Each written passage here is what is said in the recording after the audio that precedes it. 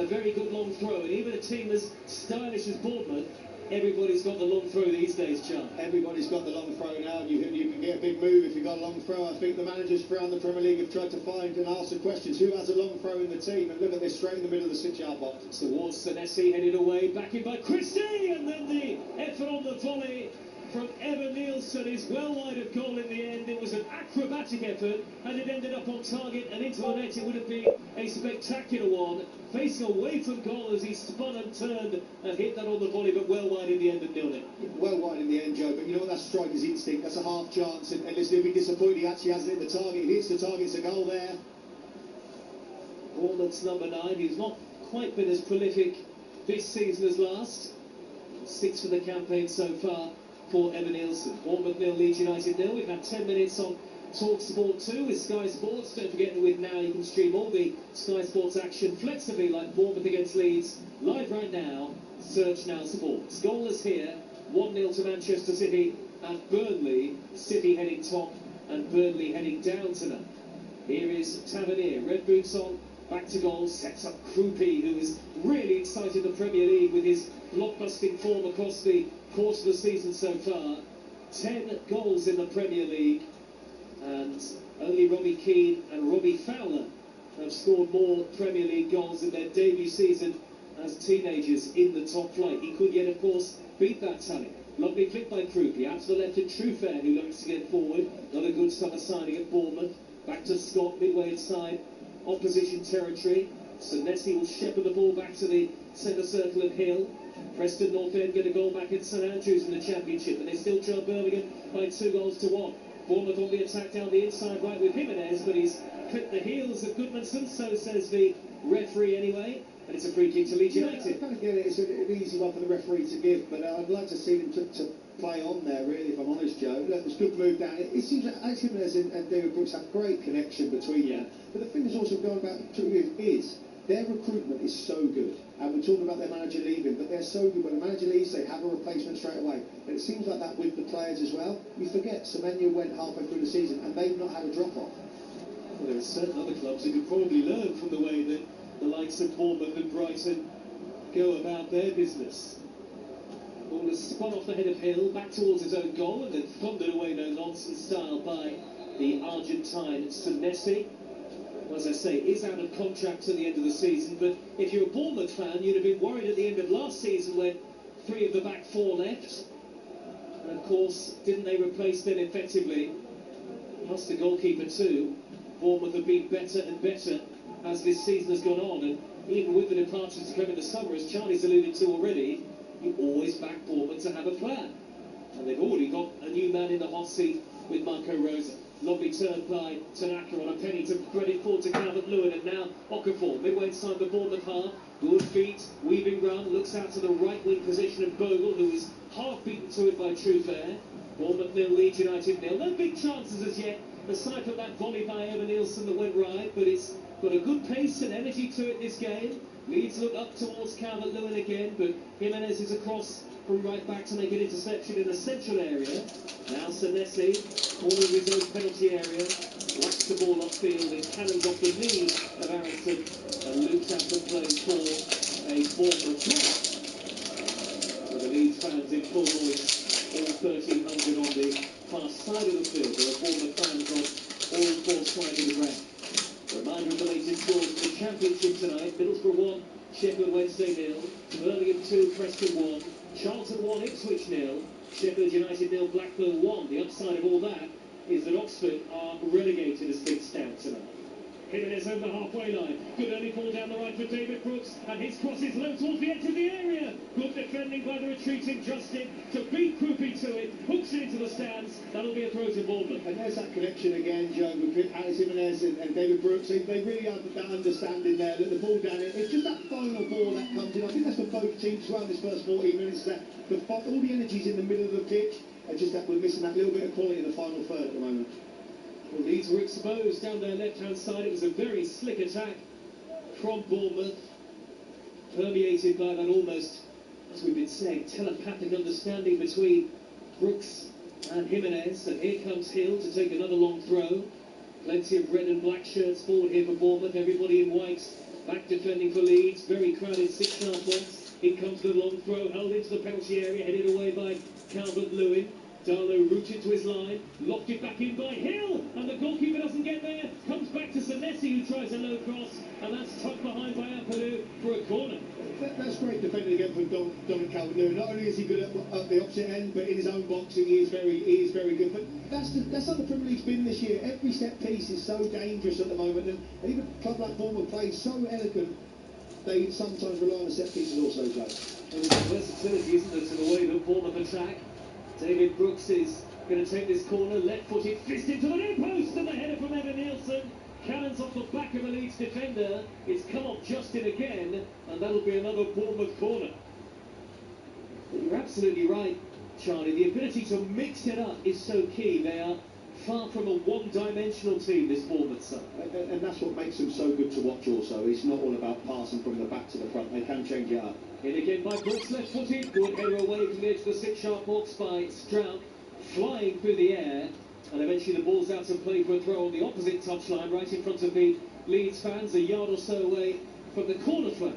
High octane and high tempo, but no big chances in the game as of yet. Quarter of an hour gone. You're listening to talkSPORT 2, live at the Vitality Stadium tonight.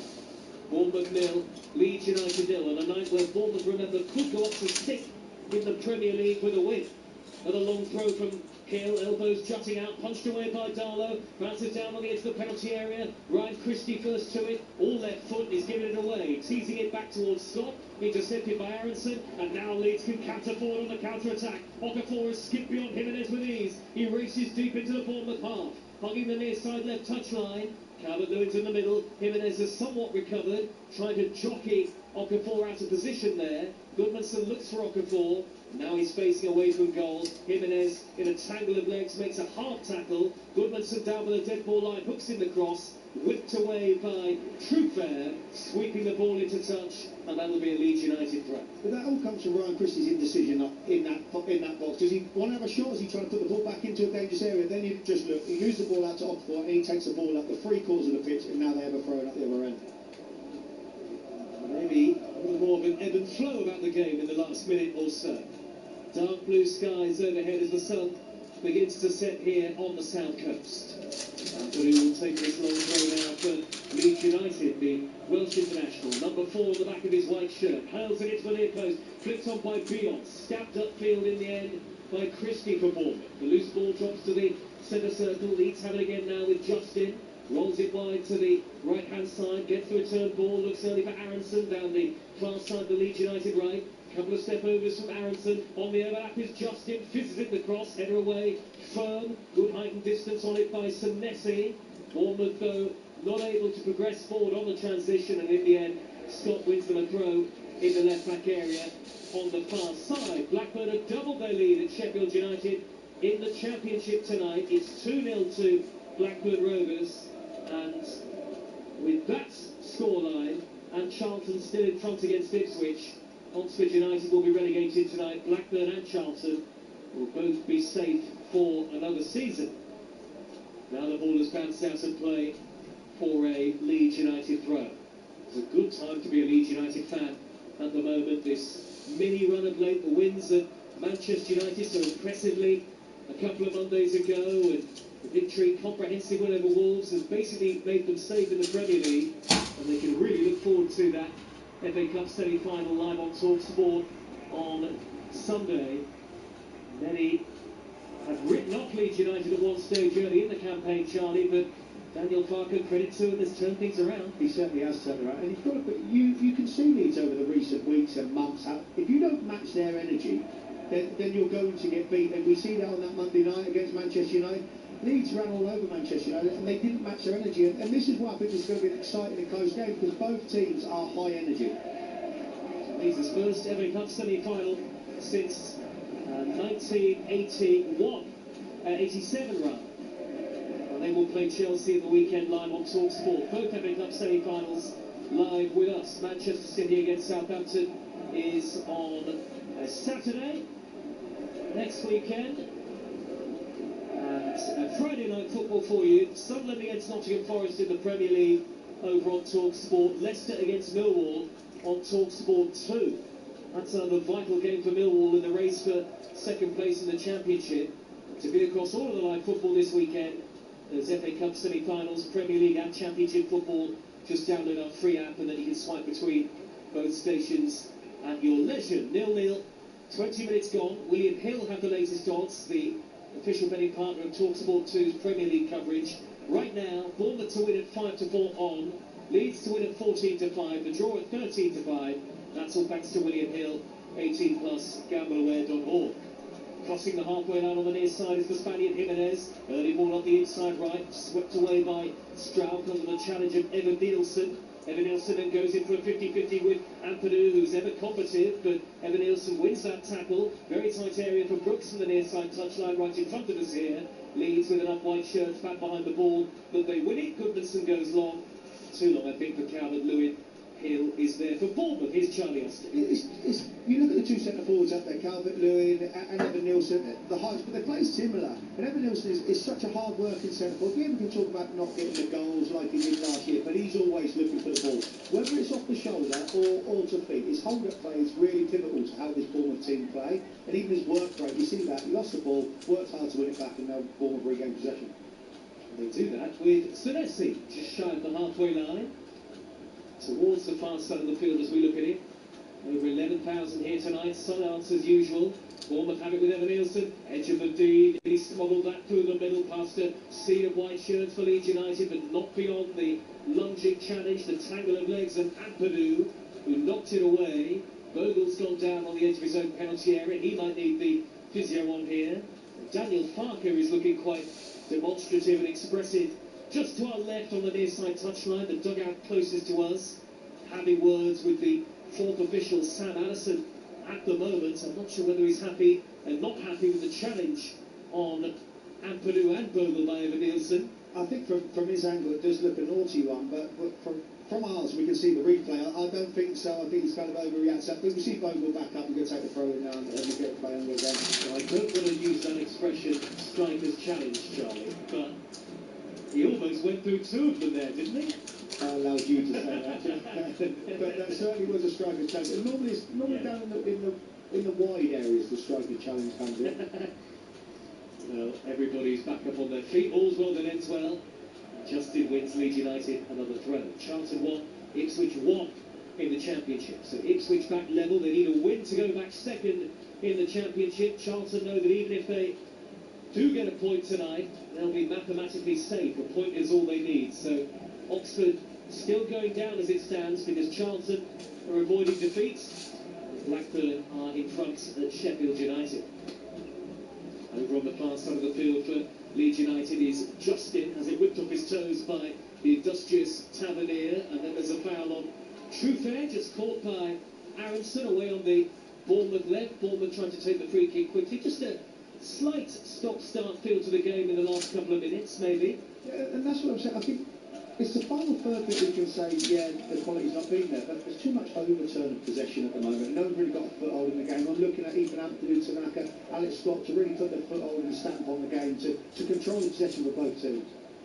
Out comes Darlow, the Leeds United goalkeeper, all in blue, seemingly the number one in the Premier League at the moment, Carl Darlow. It will be interesting to see what Daniel Farker does in the semi-final, though, because Lucas Perry, the Brazilian, on the bench again tonight, has played most of the FA Cup matches and indeed was one of the heroes in that penalty shootout win against West Ham. So you wonder whether Lucas Perry will get the nod on Sunday.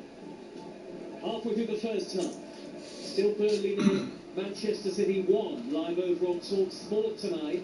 Whatever happens tonight, 0-0 here, you can have your say on the sports bar from just after 10 o'clock. 03717223344. Evan Nielsen on the attack for Bournemouth, into the area, trying to weave his way beyond Stroud, rolls it back to Krupi, whose touch is not deft enough, and then he hacks down Ampadu. That's a really poor challenge by Krupi, late and far too firm.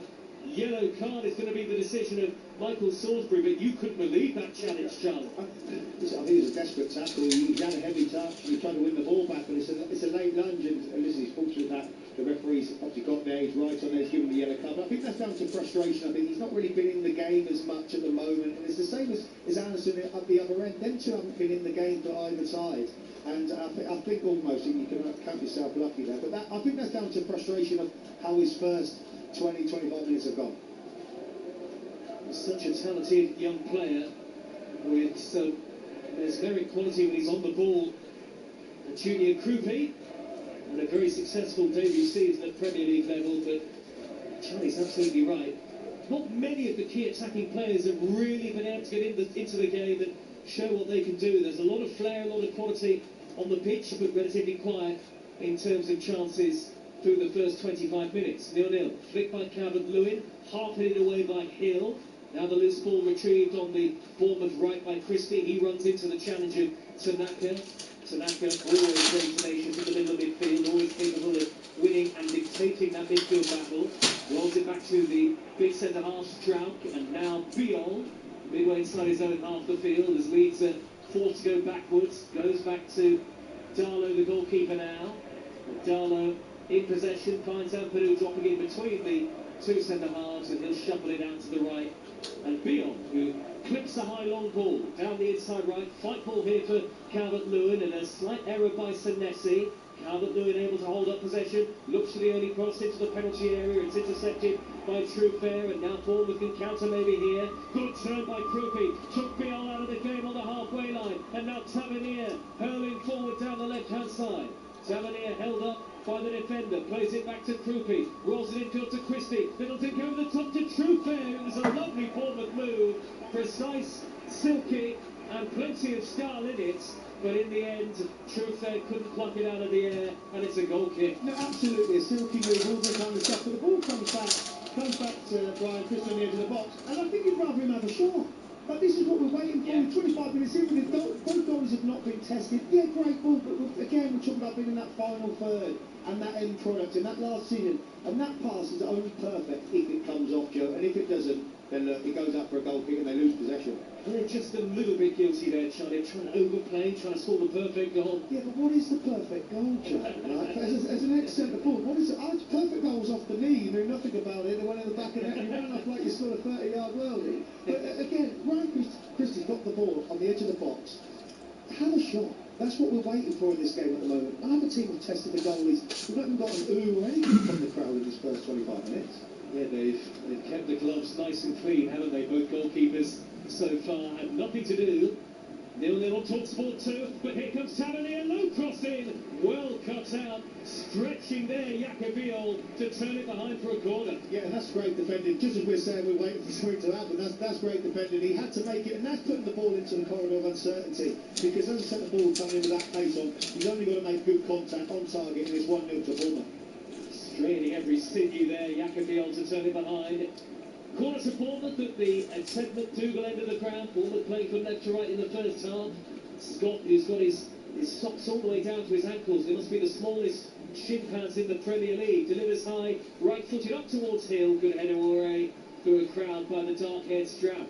Jimenez, about 35 yards out, thought about a shot. Plays it square to Brooks, digs it in high left-footed, that's overhit, and all the way through to Darlow. Again, I think we'd rather Alex Jimenez have a shot. Yeah. And we're trying to, it's got to be the perfect ball. Now that they lose possession, turn over, and now they've got to all run back 60, 70 yards to defend because they lost possession after just making the wrong decision in the final third. And Leeds counter away on the right-hand side with Bogle. Far side of the field, early ball towards the edge of the box is a really poor one. Not measured nearly accurately enough. Cleared away by Senesi, didn't travel very far the clearance line. Field by Aronson through the legs of Senesi, but Scott retrieves the loose ball. First time long raking pass over the halfway line, looking for Evan Nielsen, and it's shepherded back to the goalkeeper by Stroud. 0-0. There's a hopeful ball up there to Evan Nielsen to try and get on the end of or to hold it up, but I think we're going on just his final third again. I feel like this is going to be a part of it for the first half until one of the centre midfielders for either team get control of possession. Just a lack of overall quality in the final third, ultimately through the first half an hour on talkSPORT 2, but a long way still to go. Petrovic, just like Carl Darlow, a virtual spectator so far. His long high ball hangs in the air, forward by Krupi. Little threaded pass intercepted by Strout, who quickly feeds Ampadu. Ampadu for Leeds out to the near side of Okafor. The barrel-chested Okafor, broad shoulders, taking on the defender, goes on the outside of Krupi, reaches the dead ball line, and sandwiching between two red shirts. Good work by a combination of Krupi and Jimenez to see the ball behind and out of play for a goal kick. I wonder who you'd think, Charlie Austin, will be the happier of the two managers so far. I've got to say, looking at them on the near side touchline, neither seems particularly happy at the moment. I'm not surprised there's not a lot on offer that either team have showed any quality of what either they've been working on. Yes, you can argue one team has got a semi-final coming up, and yes, one looks like they're going to be safe, and the other one trying to get to Europe. But at the moment, either team are playing like that at the moment. Just have a little almost end of season feel about it at the moment, this game. Bournemouth, though, with plenty to play for, as do Leeds United. Daniel Farker says it's one battle after another for his team at the moment, and they must keep their foot on the gas. Here's Senesi, slightly one-paced on the halfway line. Forward ball onto the midway point of the Leeds half. Tavernier knocks it left to Truefair on the overlap. Sheffield United 0, Blackburn Rovers 3 in latest score. Blackburn making themselves safe but in fine style as it stands. Foul by Calvert-Lewin, midway inside his own half, dead centre. Foul on Alex Scott, and a free kick here to Bournemouth, albeit not a great deal for Scott to work with in terms of angle here, is the chance? No, it looks like it's in the middle of the pitch, but that's Dominic Calvert-Lewin trying to do defensive work and unfortunately giving away a free kick. But just moments, that's what 40 seconds of Bournemouth keeping the ball and trying to move up the pitch, and then look, you frustrate Leeds, and then all of a sudden you get a free kick 40 yards from goal. Yes, it's in the centre, but you've got something to work with. Scott goes square to Truefair. His outside left. Truefair back to the middle of the field, and Scott, who nearly treads on the ball, rolls it out to the right this time at Jimenez. And Bournemouth have gone precisely nowhere with the four passes that they've just played. And on the left-hand side, much further wide is Tavernier. Back in field to Truefair. Corner of the penalty area. Good ball in, headed away by Biol. Bounces out to the edge of the area, and Truefair with a slight deflection on the right-footed shot, which wasn't very powerful. I suppose it goes down as the first shot on target, maybe. 31 minutes gone, and we finally got a goalkeeper made a save. Save of sorts. And why not Adrien Truefair? He did score his first Bournemouth goal in the win over Newcastle at the weekend. Drawn a lot of games this season. Bournemouth, 15, would you believe it, in the Premier League, by far the most of any team in the top flight. You won't be surprised to hear. What they need is a win tonight to take them up to 6th in the Premier League. Brooks has gone down, hurt on the near side touchline. Antonio Raiola appeals. The referee says no foul. Scott goes in, firm but fair on Tanaka. Bournemouth win it back, and suddenly the home fans, well, some of them are still booing, even as their team come forward on the counter. Brooks slowly gets to his feet. Truefair's race down the inside left. Tavernier on his outside. Level the edge of the penalty area as the skies continue to darken here. Artificial floodlights getting brighter. 0-0. Little touch by Christie. Glancing touch into the box. Can't find Evan Nielsen. And it's through to Kaldala. Again, it's in the final third. Is it a foul, Dave Brooks? I'm not sure, but if he'd got up quick enough, he'd have been an option at the back post. That's the interesting thing, Joe. I know he's waiting for a free kick. That's not going to come. But he could have been an option in the back post, and you never know. But at the moment, the final third thing is let this game down. But also, like you said earlier, it almost has an end-of-season feel to it when both teams have got something to play for.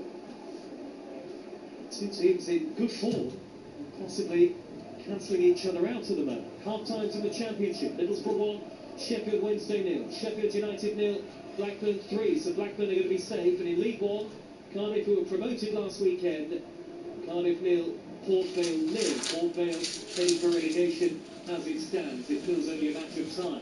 High ball downfield by Senesi. That's got the defenders on the retreat, headed away by Viol, and now Krupi trying to flick the ball over the head of the defender. Brooks with an effort from the edge of the D. That's charged down by Ampadu. Very congested in the middle of midfield. Brooks is limping here, isn't he, Charlie? Yeah, I think he's struggling, Jay. He's also playing with his shin pad in his left hand.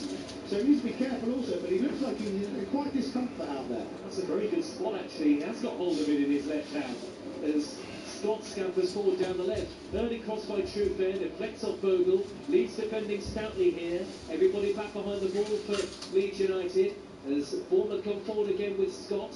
Scott with a clip pass into the penalty area, trying to precisely look for Jimenez at the back post. It's hooked away though first of all by Okafor, and Leeds with a very good defensive shape actually at the moment. No, they are, but it feels like Bournemouth are just trying to get that perfect moment to cross the ball, and this is a bit more like Bournemouth. Get Evan Nielsen to run up their back line, the centre-halves, get them out in wide areas, because I don't think any centre-half wants to be in wide areas. Brooks tees up, Jimenez surging into the penalty area, he tries to poke it square, it's behind both Tavernier and Krupi, and the clearance hoisted downfield away from danger by Jaden Bogle. He's still got hold of his shin pad at the moment. David Brooks, his left hand. I wonder what the laws of the game make of that if David Brooks manages to score and it doesn't feel right, does it? No, I don't. He's obviously in a lot of discomfort, but he seems to be carrying on. But I do wonder why he hasn't got that shin pad in. High ball towards Evan Nielsen. Good header away by Pascal Stralk again. They've got Leeds turning, facing back towards their own goal there, Bournemouth, and they win a corner out of it. The pressure's more down the Leeds end now. Bournemouth are making their mark on the game, but without making that creative chance. But however, they are getting more set pieces, they are getting more corners and dangerous areas. It's just making the right decision in this final third. And I think we could see a goal in this first half. 35 minutes into the game, and it's Bournemouth 0, Leeds United 0 on talkSPORT 2 with Enterprise Rent-A-Car, whatever it is, they're here for it. Manchester City still lead at Burnley by a goal to 0 live over on talkSPORT tonight. Finally, Brooks has sorted his shin pad out, he's pulled his sock up, his left sock up, and he's going to join the rest of his teammates in the penalty area. Again, Leeds with a stout defensive shape, have everybody back behind the ball. Scott with a swirly and swinging corner, with header away at the near post by Justin. It is a good header away at the near post, but you've got to beat a first man.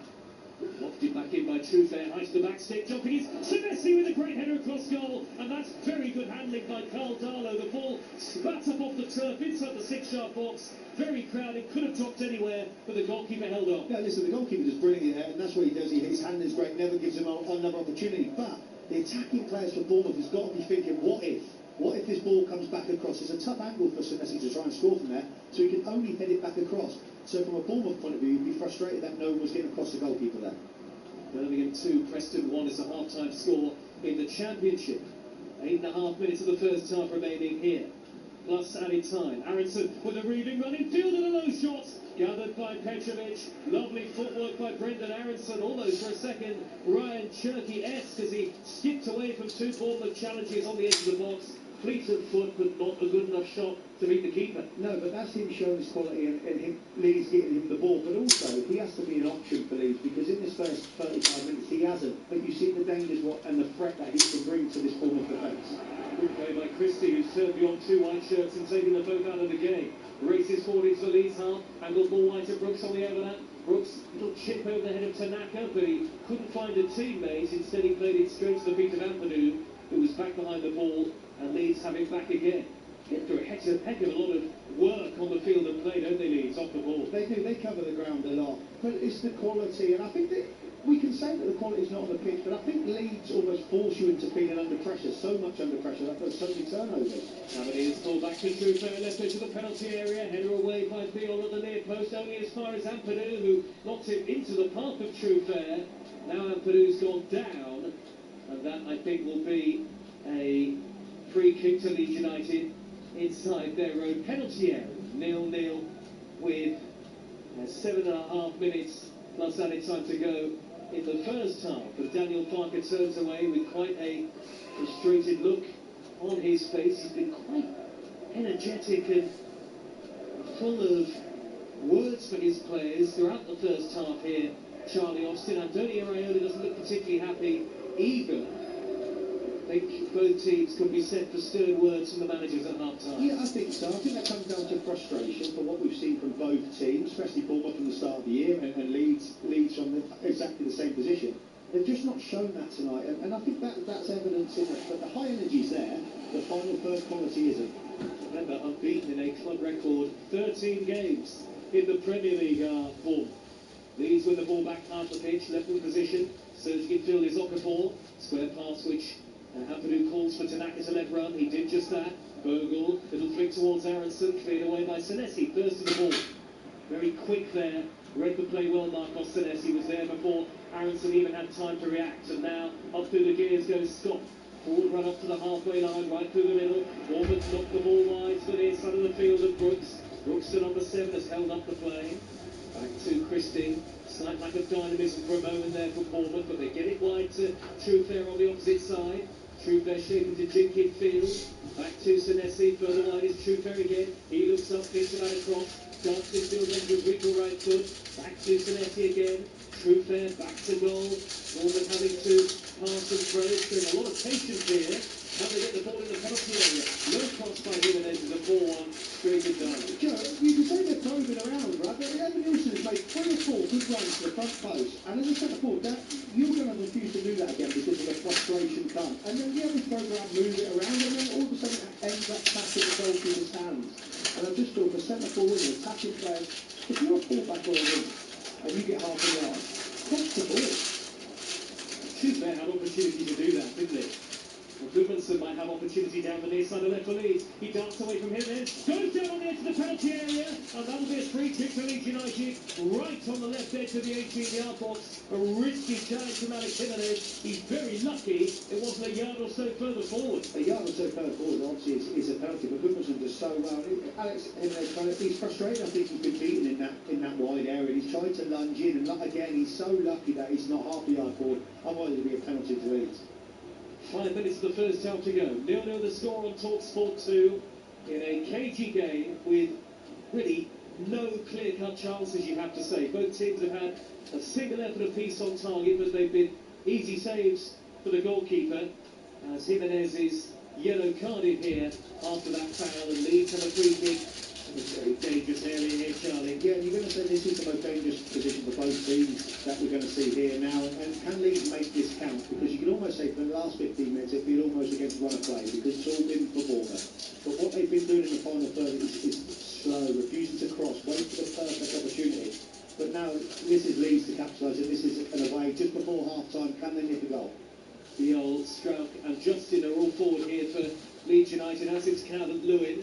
Altanaka standing over the free kick, left corner of the penalty area. He's going to whip it in way too high, ballooned miles over the top of the bar. I don't think that took a single bounce before landing at the edge of the Steve Fletcher stand. How poor was that? That was very poor. That's being nice. And every time the centre halves have gone up, Dominic Calvert-Lewin's in there, and he's just missed them all out by a good 10 feet. And I think if anything, that sums up the first half of attacking display from both teams. I'm afraid it does. Ballooned miles high and wide by Altanaka. Charlton won Ipswich won as a half-time score in the Championships. Ipswich will miss the chance to go second as it stands. A long way still to go. Charlton confirming their safety in the Championship tonight if it stays like that, and confirming that Oxford are going down. Halfway line is Senesi.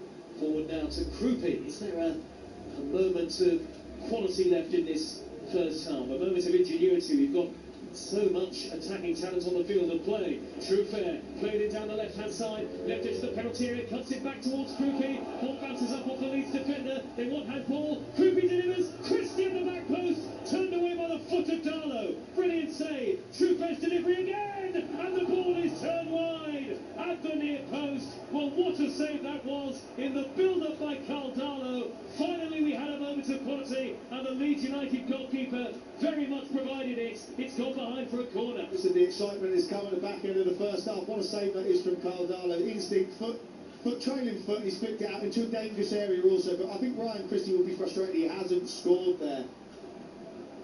Corner's taken short. Scott right edge of the area. Couple of step overs. Beyond knocker 4. Dinks in the delivery. Headed away by Calvert-Lewin. 0-0 the score. Flicked further clear by Brendan Aronson for Leeds United. Well, it was instinctive more than anything, Darlow, but he kept himself big, almost starfish-like. Stuck out that left trailing leg and made a tremendous save. Tavernier on the near side of the field. Back to Christie, the number 10. Christie looks up from midway inside the Leeds half. Bournemouth with easily the best chance of the game so far. Truefair, 35 yards out, wide left position. Rolls it back now to the feet of Senesi. Bournemouth maybe one pass too many at times in the game. Hill, angled ball out to the near side, the right. Jimenez looks up. Jimenez to Brooks, and Leeds content to allow Bournemouth possession in front of them, in front of that 11-man defensive unit when they don't have the ball. We're hearing there'll be 2 minutes of added time at the end of the first half. We're into the final minutes of normal time here on talkSPORT 2. Kruppi to Trooper. Trooper having the touchline. Deflection on the looping cross. Takes a bounce. Leeds have it down by their own dead ball line. Hacked away by Jaden Bogle. Leeds will be happy to hear the half-time whistle as the way the things are going. Dinked in by Senesi, and out comes Darlow to make another good save. Of course, a ball for patient. I totally understand that. But Trooper keeps refusing to cross the ball. It's almost like he wants the perfect opportunity to cross it instead of just putting it in there. The ball for the is in the box, and as it goes into the goalie's hand. Now that Lewin at the other end of the field has held it up well, he's worked it into the path of Tanaka from the edge of the D. Tanaka twisting, turning, out wide to Calvert-Lewin again. Goodmanson on the overlap. Great in the penalty area. Only needed a touch. Harrison couldn't get there, and he's found the defender anyway. He's fouled Truffert sliding in, and that'll be a free kick to Bournemouth, and it's 0-0. Exciting play, yeah, from Leeds. But Tanaka's got the ball on the edge of the box. I think he can shoot, and then he passes it wider away to Dominic Calvert-Lewin. Give us some great overlapping run. He slides it down, he puts that ball in the game zone inside that 6-yard box. It just needs a touch, but that's what it means to score a goal. What he needs to do. Harrison flung himself at it, but obviously he gets the ball away and it's a ball with free kick. Combinations with 2 minutes of added time, and suddenly it's livening up here, Charlie Austin, just of course as we reach the end of the first time. And some of the Bournemouth fans, in fact quite a lot, heading for the concourse areas underneath the stands ahead of half-time. Leeds had it with Tanaka, but much better from both sides on the attack in the final moments of the first period. Goodmanson with an early delivery left-footed, it's overhit way in front of Calvert-Lewin. The ball was swirled out to play for a Bournemouth throw in the left-back position far side.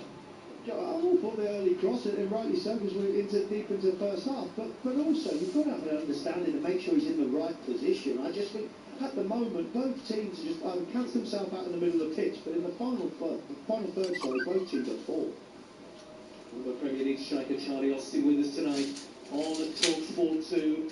Much more live football over the course of the weekend, including here on 2-2 on Friday night, where we'll bring you Leicester against Millwall, same time, Sunderland against Forest over on talkSPORT. The busy weekend will feature both FA Cup semi-finals, of course, including Chelsea against Leeds on Sunday, Fulham against Aston Villa in the Premier League, and all the key Championship football as well, including West Brom against Ipswich and Coventry against Wrexham, both here on talkSPORT 2. 20 seconds of added time remaining at the end of the first half, and I think both teams content to go in at the break level. Darlow volleys the ball forward right-footed, high into the sky, darkening sky now, spun off the back of the header hill, and out to play. And that is half-time, a very quiet first half up until the very closing stages of it. Carl Darlow making the game's first real save, and an excellent save it was to deny Ryan Christie as Bournemouth finally carved open Leeds United right at the end of the first period. And then at the other end, Gabriel Goodmanson's cross only needed a touch, but Brendan Aronson was unable to provide it. At the moment, Bournemouth will miss the chance to go sixth in the Premier League. Bournemouth 0, Leeds United 0. Promising signs at the end of the first half, Charlie? Yeah, but it can only be promising signs because from what we've just witnessed for the first 40 minutes, I just feel like both teams have themselves out there second the final third. But the opportunity for Bournemouth, they're on this fantastic run, but the opportunity for Bournemouth to finish the night at sixth position, I'm not seeing enough from them. But if I'm in the Leeds dressing at the moment, I think I'm being happier. Not only because they're not I understand they're not attacking and not creating chances, but they are the away team. They are down in that so-to-say relegation fight, although they do have the points on the board. So you would say they are the happier. But from a Bournemouth perspective, I'd be frustrated. I can imagine that we're going to see a completely different team coming out the second half. How good is the save from Carl Darlow? It's a brilliant, I guess it's a reaction save, or whatever you want to do. He's got to keep that ball out of the net. But what I like most is not only did he save it and it didn't just land in the 6-yard box for an easy tapping, the ball actually goes out of the penalty box and prevents Bournemouth from almost getting the ball back in straight away. Listen, Carl Darlow, he hasn't a lot to do other than collect a few crosses, but when he can call upon, what a great save. At what point does Daniel Farfield start to think about Sunday in terms of substitution? I don't know about substitution, whether he starts thinking about it, but maybe his players are thinking about it, and that's what's in the back of their mind. That's the interesting thing. Maybe a few of them are thinking, oh, I don't want to get injured because we've got the semi-final to come up. Maybe are we safe? Because from their players, I don't feel like I'm seeing enough, and that's not defensively, but I'm thinking of the final third, the attacking players. I'm not seeing enough. Aronson, I'm not seeing enough from him. We see one small bit of glimpse of what he can do. They're so few and far between. Okay, thanks very much indeed for now. Charlie Austin, former Premier League striker, with us here on talkSPORT 2. It is 0-0 at the break here at the Vitality Stadium. We'll recap all the rest of the events in the Premier League, the Championship and League One once we come back here on talkSPORT 2. Kick off live on talkSPORT 2 with Sky Sports. With titles on the line and fights for survival, so running is where it all counts. You can stream all of Sky Sports live with a flexible Now membership. It's another day of throughput, and Samantha Farah is learning the ropes. So, no, with click and collect, we get orders ready fast. I cut these rapidly and back the shots in as little as 1 minute. What are you doing? It's my warm-up. I need to do peak edition, but when orders come in, you love that intensity, man. Laser focus. You might even have what it takes to beat most people in one day. Open them up! You can collect it in as little as 1 minute. Throughput. No stopping you. Incredible scenes here at the Village Hotel Pub and Grill. Fans are taking their place in the fan zone with stadium-style seating. Amazing views on huge screens. Hammer underway. Lovely bit of dribbling there as she tackles the burger stack. One again down the wings. Sticky barbecue. Unbelievable. Oh, and he's in the bar. And he's there. His favourite ice cold beer. What a result. Catch every game live in the Pub and Grill at Village. Get in. Find out more at villagehotels.com. Imagine the place where you can escape for a day. Get immersed in a world of rules, inspiration, and expertise, where you can raise in luxury accommodations. Antiques can feast from 9 to 5 pence. Tickets are free to everyone and include all the attractions. You just imagine a day out at IKEA. IKEA, the wonderful everyday. McDonald's wraps. All flavour, no mess. No drips on your drip or grease on your shirt. No crumbs on your keyboard or sauce on your dashboard. Just all the flavour of sweet chili chicken, barbecue, bacon chicken, and new tiki chicken. Wrapped up meat. Sold after 11 a.m. Tiki chicken not available until the 13th July 26. Please apply to delivery orders subject to availability. Excuse me. All right, now, what did I miss? Not much. 3 goals, 2 red cards, and 1 20-man brawl. Then they sacked the manager and appointed an interim. Football moves fast. So keep up with all the latest breaking news, expert analysis, and exclusive inside stories on thesun.co.uk. Then they released a new gift kit and launched a documentary series as well. Keep up with every gig on thesun.co.uk. We all fantasize about our perfect home, sipping a morning coffee out on the terrace. Good morning, Mrs. Grill. The kids building a tree, playing on the lawn. But come on, this isn't real. Listen, if you're serious about making your fantasy a reality, find out what your home is worth instantly with a free online valuation estimate. Get real about moving. Get on the market. Most common time to obtain an online quote between 1st of April 2024 and 30th of June 2024 was under 3 minutes. Excludes your time. Day exclusive. On talkSPORT 2 with Enterprise Rating. Whatever it is, we're here for it. It's a thrilling Friday night show on talkSPORT and talkSPORT 2. From 8 Sunderland faced Forest in the Premier League on talkSPORT. With Leicester versus Millwall in the Championship on talkSPORT 2. It's the first-ranked Friday night of fast acting football on talkSPORT and talkSPORT 2. The FIFA World Cup 2026 live on talkSPORT and talkSPORT 2. Big name build-up to the biggest football tournament on the horizon. The 2026 FIFA World Cup 50 days together on talkSPORT and talkSPORT 2. The unstoppable force of live football. The Premier League live on talkSPORT 2. You're listening to Game Day exclusive on talkSPORT 2 with Enterprise Rent-A-Car, whatever it is, they're here for it. Good evening from Joe Shannon here at the Vitality Stadium, where he's Bournemouth 0. Leeds United did our featured commentary match tonight. Second half coming up for you shortly. Elsewhere tonight in the Premier League, Burnley 0, Manchester City 1. Erling Haaland has got the goal. In the Championship, Middlesbrough Leeds Sheffield Wednesday 5, Bolton 0, Birmingham 2, Preston 1, Charlton 1, Ipswich 1, Sheffield United 0, Blackburn Rovers 3 is the latest score, and League 1 the latest score for you tonight on a day where Port Vale's relegation could be confirmed. It is Cardiff 0, Port Vale 0, so Port Vale will be relegated as things stand. As I mentioned, half-time at Turf Moor, Manchester City lead Burnley 1-0. The Clarets are 45 minutes away from their relegation being confirmed, while City are heading top of the Premier League table. It was Erling Haaland with the only goal of the first half. This was how it sounded from talkSPORT with match commentator Sam Matterface. Ball up towards halfway. It's picked up by Duffy. He sends Haaland racing clear. He's outplaced Edgar. He's gone into the penalty area. He sends it past the goalkeeper. And the left a little trick. Straight over to Bradker and into the net. And it's taken mere seconds for Haaland to open his account tonight. Of course it was going to be him. Erling Haaland was never going to miss. He strikes, and the inevitability of Manchester City is back on full display. 5 minutes into the game at Turf Moor, and Arsenal fans look away now because they've started in top gear. Full commentary for the second half over on talkSPORT tonight. All night football coming away on Friday night on the network, right here on your home of the EFL talkSPORT 2.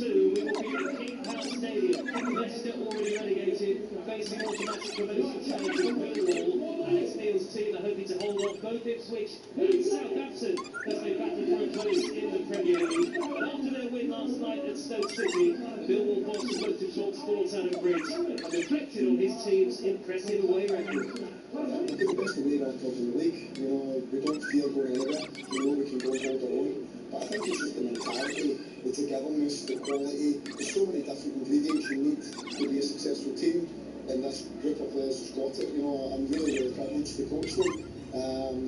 And yeah, I couldn't be any prouder on the fact that we're guaranteed our player status this evening, but also we've got bigger prizes ahead of us, and hopefully we can go and try and push and see where that takes us. You can't underestimate what you're doing away from home, can you? That's a record 11 wins in the second tier for the club. And 40 points is a record in any division. That resilience is fantastic. Yeah, I think we've got loads of records. You know, what's that, 79 points we're on? I think the last team even that got the players finished in 76 or 77, so we've already done that. We've got most clean sheets in the league. We've got the most sort of away wins. We've got 23 wins. The only team that's won more games than us has been Coventry.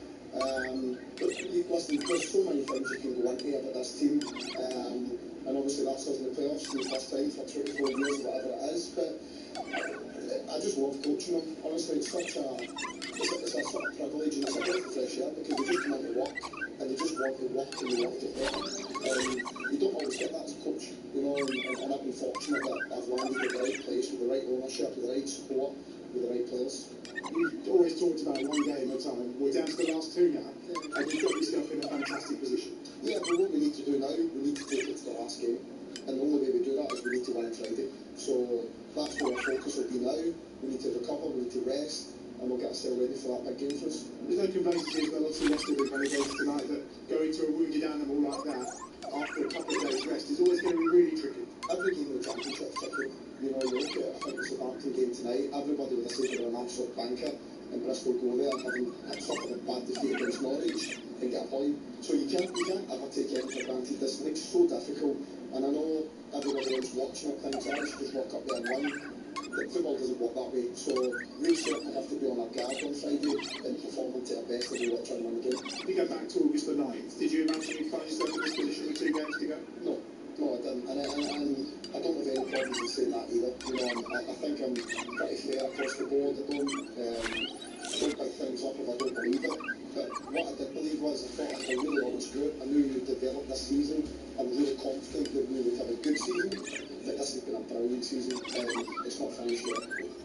Certainly not Alex Neil there. Good times for Millwall, but of course of the same can't be said for Leicester City. Relegation to the third tier confirmed last night, and now it's about playing for pride. Starting on Friday night, live on talkSPORT 2, their manager Gary Rowett has been speaking to our man Jeff Peters. Extremely rare to have back-to-back relegations from Premier League to Division 3.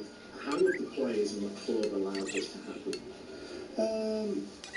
Look, I've not been here for a long period, so I think you'd have to ask other people at the club what they think the reasoning for that is. I would say that we all know that sometimes, you know, there's no excuse for something. You get these stories in football where, you know, Leicester winning the Premier League was an incredible achievement, and of course, if you're a fan of a football club, you're now facing a very different reality and a very different low. So of course, this season you have to say the club have to learn from whatever mistakes they think there are. You know, I can take accountability for this recent period of games. I'll always hold my hand up. I'll always be disappointed with the points tally. I think we deserve more, but that's irrelevant in this moment. So yeah, you have to learn. You have to learn. You have to have a clear and decisive plan to make sure that you get straight back up and it doesn't happen again. And what does the club need to do to reconnect with the fans to turn things around? Could it get even worse? No, look, again, well, it depends on what happens next, I suppose. I mean, you know, but what I would say is it's an incredible football club, and it's got everything there to be successful. I think you just have to get it right. You have to get it right with the decisions on the pitch, don't you? It's as simple as that. So, you know, the Championship, League One's no different to a Championship, and as much as these divisions don't care about reputation, you know, you have to make sure you get it right on the football pitch, and there's lots of different ways. You know, we talk about the squad and the talent in the squad, but ultimately talent comes in different ways. The Championship, you know, the Championship was all about, you looked at the whole team tonight, and you know, they've got a bit of resilience, got a bit of toughness, got a bit of size, they ran. You know, I felt that at times we played with a lot more quality than they did, but again, this division tests you in different ways, so you have to find the right balance. And I think that's what it's all about. And of course, we haven't scored the goals to be successful in this division, so you know that's a big factor also. And that's Gary Rowett, the Leicester manager, speaking to Jeff Peters after Leicester's relegation last night. A reminder, Leicester against Millwall live on talkSPORT 2 here on Friday night at 8 o'clock. Same time on talkSPORT. We'll bring you coverage of Sunderland against Nottingham Forest. You're listening to Game Day exclusive live on talkSPORT 2 with Sky Sports. Don't forget that with now you can stream all the Sky Sports action flexibly, like Bournemouth against Leeds live tonight. Search Now Sports. Elsewhere this weekend, Saturday we'll have more live football for you. Fulham against Aston Villa, West Brom against Ipswich, and Manchester City against Southampton in the first of the FA Cup semi-finals. Sunday, Coventry against Wrexham here on 2, and Chelsea against Leeds in the other FA Cup semi-final. All the live football all the time, live for you here on the talkSPORT network. Just download our free app to stay across it all. The two teams coming back out here for the second half of the Vitality, and it looks like there is a Leeds United change in the break, and Joe Rodon has replaced Jayden Bogle, so that could mean a slight positional shift for Leeds United. You'd expect that James Justin will come and play out in the right wing back in area. Just looking at the Bournemouth side, it doesn't look as though there are any changes there. And Charlie Austin, former Premier League striker, is with us for commentary tonight on talkSPORT 2. Charlie, that's an interesting change for Leeds. I wonder whether it's tactical or maybe just looking ahead to the weekend. Maybe looking to the weekend more than anything, Joe. I don't really look threatening going forward for what we've seen throughout this season for Leeds, especially the second half of it. And we don't know if he's going a little knock and he might have just made the substitution, but I don't think it's a tactical one. Well, Leeds are ready to go. So too Bournemouth after a first half of many flashes in this team, but very few, if any, clear-cut goal-scoring opportunities aside from Ryan Christie's effort. Very well saved by Carl Darlow. The second half begins live here on talkSPORT 2 from the South Coast. 0-0 the score. Leeds playing from left to right in the second half, all in white, and they're on the attack straight away. Calvert-Lewin nudges the ball into the penalty area, cleared away by Jimenez here at the tight, compact surroundings of the Vitality Stadium. Bournemouth are playing from right to left towards the Steve Fletcher end, the traditional home end here.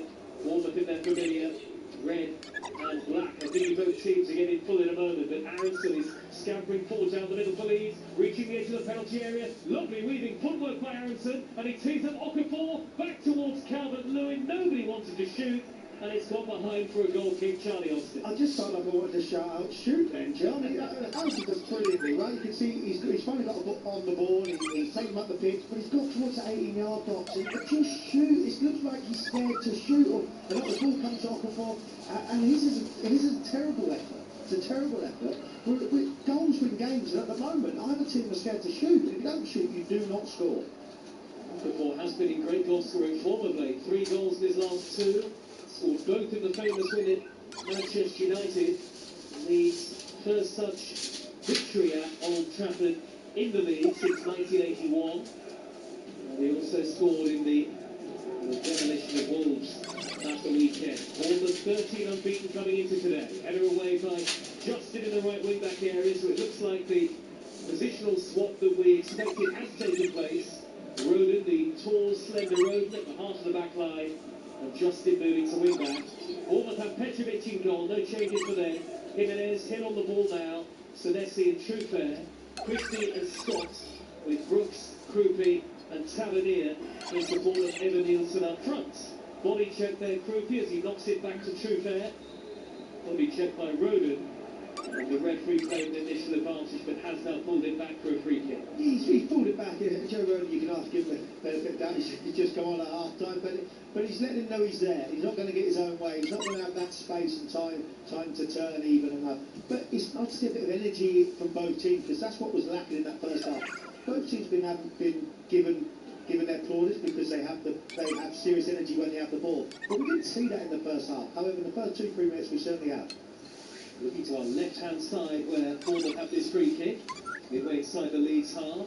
One up into the air by Scott, who floats the ball into the penalty area, and it's spun off a Leeds head, Pascal Stroud, and bounces 2 or 3 yards behind for a corner to Bournemouth. Yeah, very dangerous ball in by Scott. We know what quality he's got. We need to be careful giving free kicks away in dangerous areas. But we just need a cherry to come in the back post and tap it in. It should be 1-0 more. Needs a spark, doesn't it, this game from somewhere. 0-0 in the early stages of the second half. Brooks to deliver the corner. It will be left-footed and in-swinging.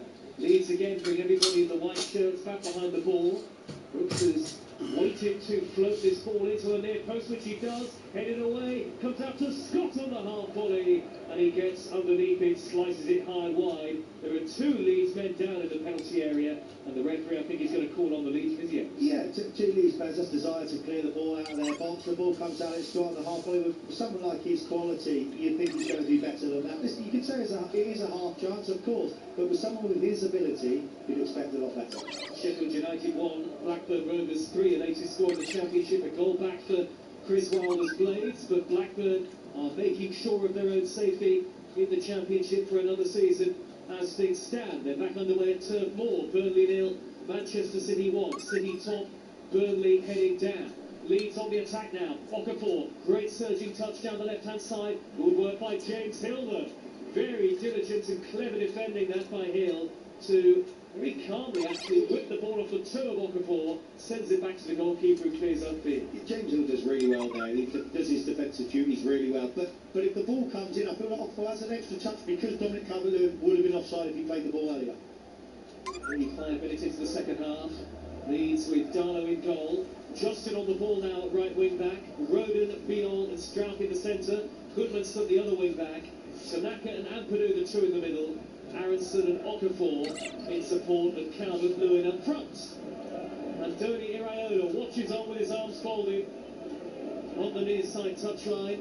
First home game since his departure from the club at the end of the season was confirmed. Needless to say, he got a tremendous reception from the Bournemouth fans. Tavernier on the halfway line, back to Trufair, rather rattles it at the feet of Tavernier. He does very well to control, turn on a sixpence and dart down the left-hand side. Early ball, fizzed across the box, Brooks in the far post. Was he fouled? think about it, but it is not going to be a penalty kick, at least not at first glance. Michael Salisbury came across. Was there a foul at the back post by Goodmanson? If it's not a foul, it's an unbelievable bit of defending. We just watch the replay here. Evan Wilson evades him and he's going to the back post, but that's a foul. That is a penalty. Goodmanson gets an arm on the back of David Brooks in that. Otherwise, it is 1-0 to Bournemouth. VAR is checking it, Charlie. No question that Brooks gets the touch. Well, I'm amazed by this because I don't think a penalty is going to be given, or is it? No penalty, no foul by Goodmanson is the reflection of the VAR, and I am surprised at that. Yeah, I am very surprised, especially seeing the replay. And for me, as you fully well know, I was a massive advocate for VAR. Fully well known of that. However, over the recent weeks and the seasons, we feel like the consistency has not been there on certain decisions. I suppose what the officials might say in mitigation is that was it a clear and obvious enough error to overturn the call and ask the referee to check the pitch-side monitor, or recommend that he checks the pitch-side monitor. But the issue we have now, Joe, is after what we witnessed at the weekend, they can no longer use that as an excuse, because if that at the weekend that we see with Man City and Arsenal was a clear and obvious error. So, 0-0 it remains. Antonio Raiona's had a look at it on the monitor on the near side touchline, and he can't believe it as Calvert-Lewin is penalised, catching Marcos Senesi with a flailing arm. One or two Bournemouth players coming across to the near side right in front of the assistant referee, that incident. I don't think they're suggesting it was an elbow or anything deliberate, but he certainly was caught there, Senesi. Elbow in the throat, was it accidental? No, that's accidental, and I think Senesi's trying to play the game there, if I'm honest. He's trying to protect the ball, Dominic Calvert-Lewin, and the ball bounces and goes over him. There's something and nothing in that, there really is. It's a shame to see that, Charlie, see a fellow professional. Of course it is, and I think we have to go back to the weekend, Joe. We really do. We talk about Erling Haaland standing up and not being sent off, Gabriel, but if he goes down, the argument is, yeah, he would have been sent off. There's no pros and cons to it anymore, and that's the issue, but Senesi's got to be better than that. Now, it's the turn of Daniel Farke to throw his arms up into the air in frustration. The Leeds United manager. Early stages of the second half of the Vitality. Bournemouth 0, Leeds 0. It's a combative game, this. Tigerish game. Certainly closely fought, certainly keenly contested, but we're still waiting for it to really open up.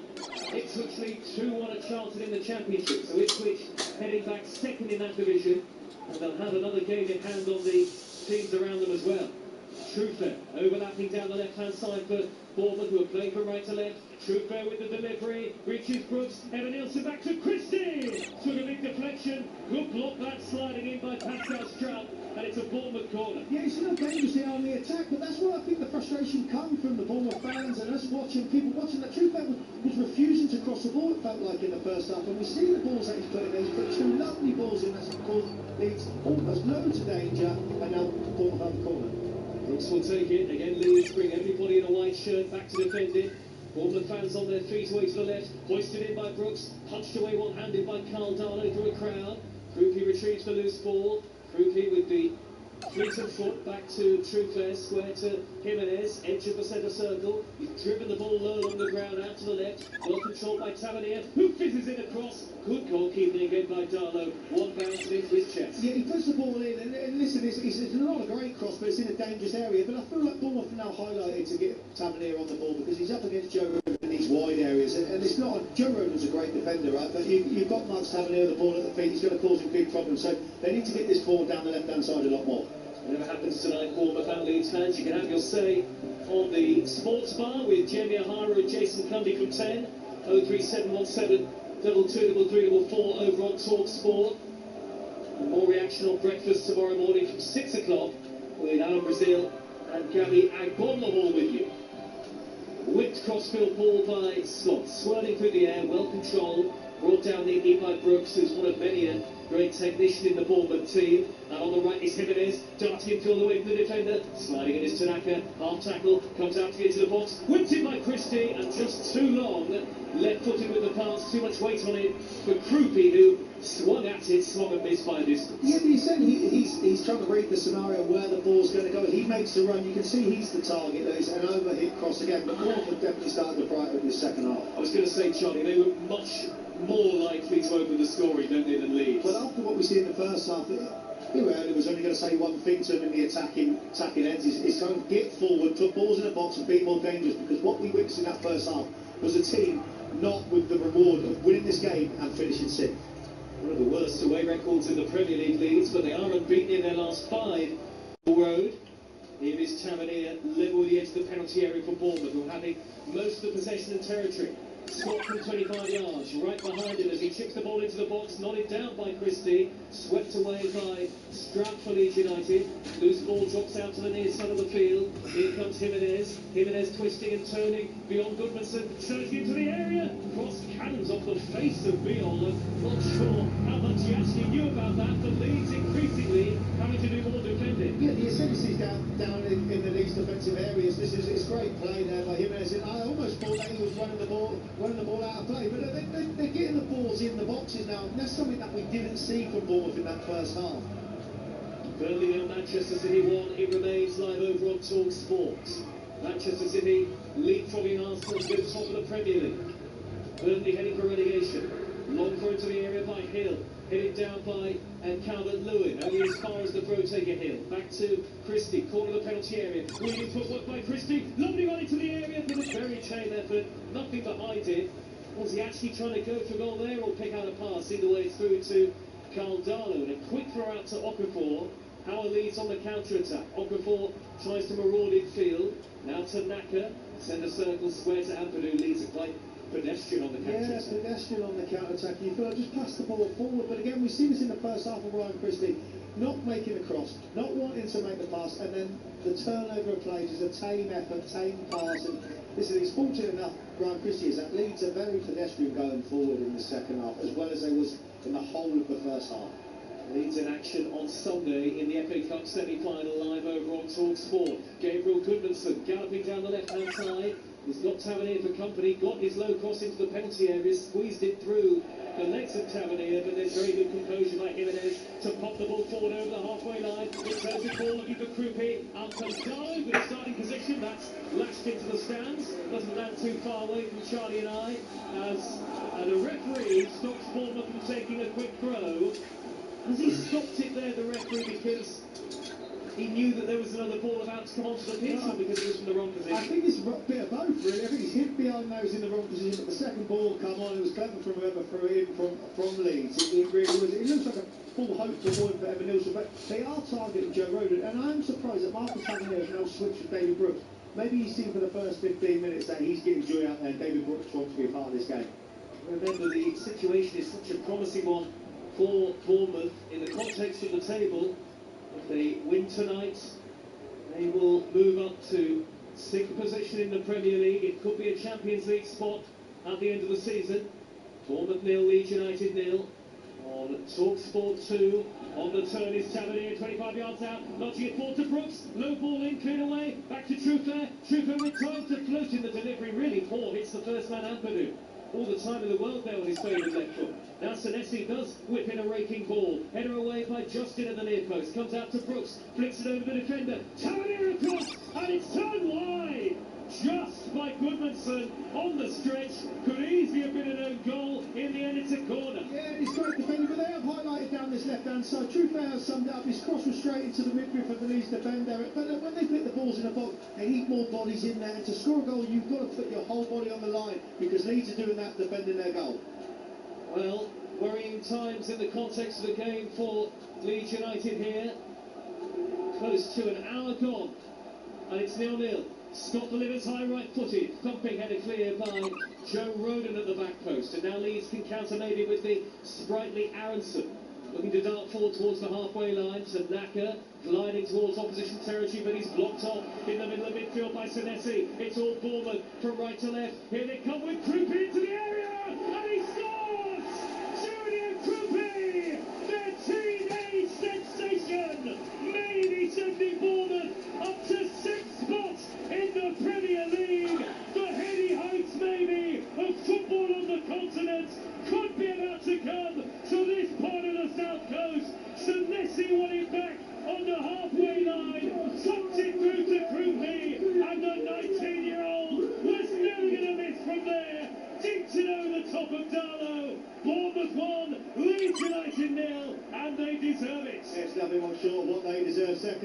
they've been really good. They really have been really good. And you look at the highlight, but you have to look at it from a Leeds perspective. We spoke about it 5 minutes ago. Leeds going forward on the counter-attack are so pedestrian. And Tanaka is trying, instead of refusing to play it more, he's trying to look after possession. He gets the ball stolen off him. Senesi does so well. He travels with it. And it's a great ball forward. Akrupier has a great first touch. And his touch makes it. He takes it away from Rodents and doesn't give him a chance to get a deflection on the ball or a block in. It was either going to be a foul and a penalty or it was going to end up in the ball in the back of the net. 1-0 Bournemouth. Charlie Austin, this kid is a real star. 19 years of age, 11th Premier League goal of the season. And the composure, the belief that he's got is there for all to see. What you're seeing is from a player, a teenager, whatever you want to say, whatever you want to call it, someone playing with full confidence. He's out there. He has the full confidence of his manager. Yes, we know he's leaving, but you look at the full confidence of his team. Senesi had 3 or 4 different options, and he chose the right one. He passed it to the teenager, and look, he's shown why he's scored so many goals this season. Proof here again, Charles, the Bournemouth fans, they thoroughly deserve to be leading by a 1-0 here on talkSPORT 2 with Sky Sports. Don't forget that with now you can stream all the Sky Sports action flexibly, like Bournemouth against Leeds live right now. Search Now Sports. Leeds have been dreadful in possession, no threat at all, listless in attack, and surely Daniel Farker is going to think about substitutions. If they play like this against Chelsea on Sunday, they'll be beaten comfortably, even with all the trouble that Chelsea are going through at the moment. But here's a chance for Okafor. He's dipped it over the keeper. It's hit the post. Bournemouth get away with it. Hill will smuggle it clear. But this is the issue. You just scored, and that's when you're under so much pressure, when you've just conceded, you've just gone 1-0 ahead, and then all of a sudden you make such a dreadful mistake. You give Leeds the opportunity to get back in the game, and I really don't understand what they're doing there. And I feel like, yes, Okafor hits the post, but that's a massive chance. A massive chance. Hill is trying to play the ball back to Petrovic. He loses the ball, it goes underneath his foot. Okafor misplaces it. He's 1-1 with the keeper.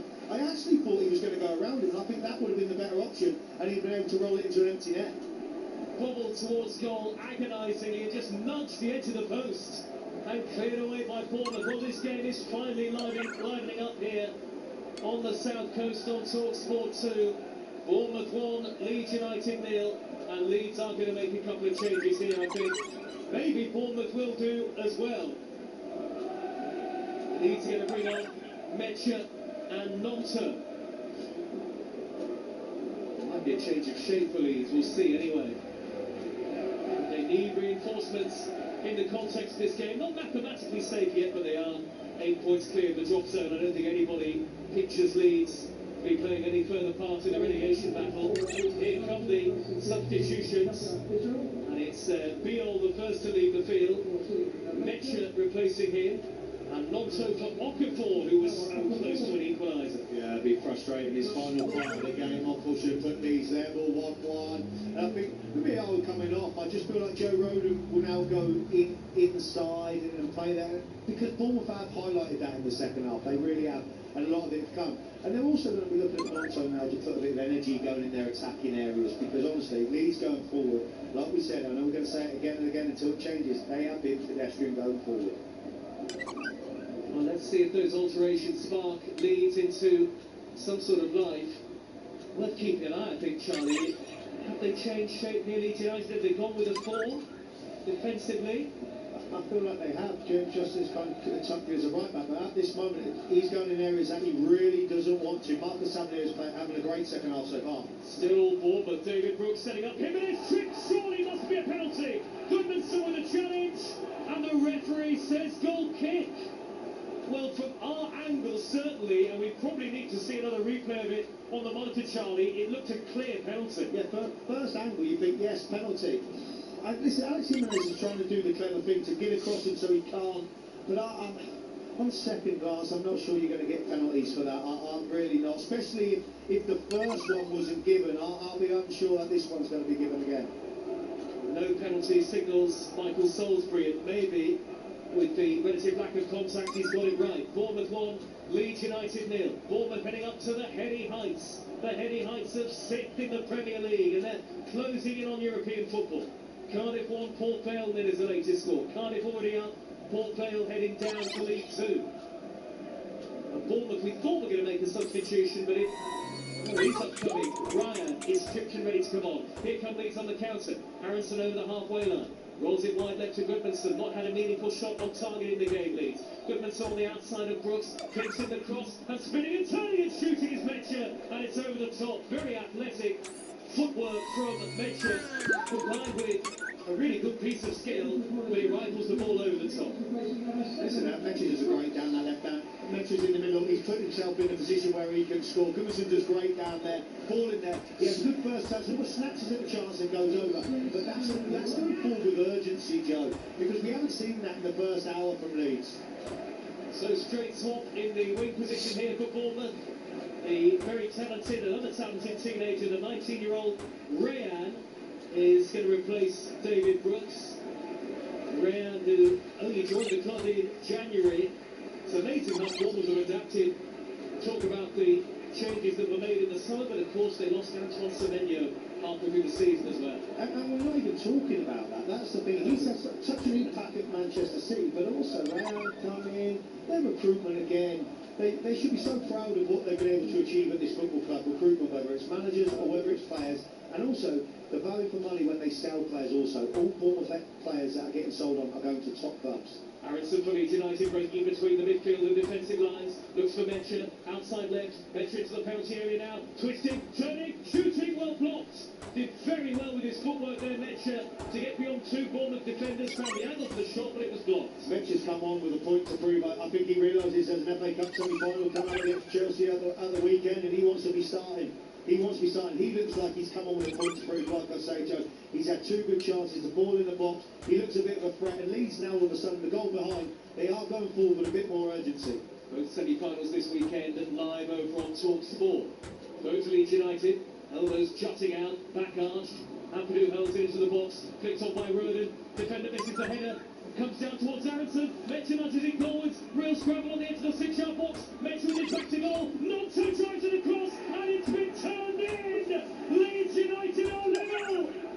Willie Nonto fizzed that across the face of goal. It took a massive deflection and was turned beyond goalkeeper Petrovic. May well be an own goal in the end. Leeds United don't care. It's Bournemouth 1, Leeds United 1. Yes, and it's what they deserve since they've gone behind. They have been the better team. Daniel Parker's been brave when he's made a substitution, and look, Willie Nonto has reacted well to that loose ball, put it in the danger and got deflection. But you've got to go back to Metcher. He keeps the ball alive. He's a menace when he's in there. He really is. He's caused the Bournemouth team defence, the whole team in fact, a problem since he's come on. And yes, he's only been on for 5 minutes, but them two have caused a problem since we have started. Well, I think it's an own goal off Hill, yes. Off the heel of Hill, deflecting beyond the goalkeeper. There is a slight delay to the restart here. We haven't had anything on the big screen to suggest that VAR is necessarily looking for anything specific, but of course all major incidents of this type, goals of course are checked by VAR.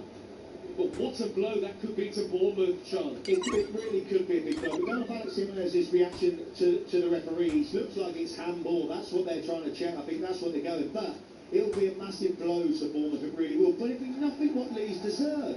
It really wouldn't. Goal is given. Own goal by James Hill. And it is 1-1. He really fizzed that across with great power, did Nonto. And it took a massive wicked deflection. Spiralling beyond Petrovic, who had no chance, and now Bournemouth, out of nothing, find themselves level in the game and are desperate to retake the lead. But Leeds' character in abundance again. Tanaka chips it over the top, down the left-hand side. Racing after it is Metcher, stretching his long legs, racing into opposition territory, whipping in the cross, cleared away by Scott. Out to the left edge of the penalty area, and Aronson. Charlie Austin, how a goal can change the look and feel of a game. It certainly can, and now you play. And listen, there's a lot more urgency. Why are Leeds playing better? Because they are attacking with urgency. And here's Nonto coming in across. It's going to be intercepted this time by Scott. That cross didn't deflect towards goal. No, it didn't, but you've got to give Daniel Parker credit. He's seen something. He's watched the 45 minutes. He's made a sub. That wasn't a tactical. It's probably because had an injury, had a knock or whatever, but also you're looking at it, right? He's made them subs. The reaction went off the 1-0 down, and listen, they both combined. And you say combined, but they forced the error, and Hill scored an own goal. Monto will take some of the credit, the assist if you like.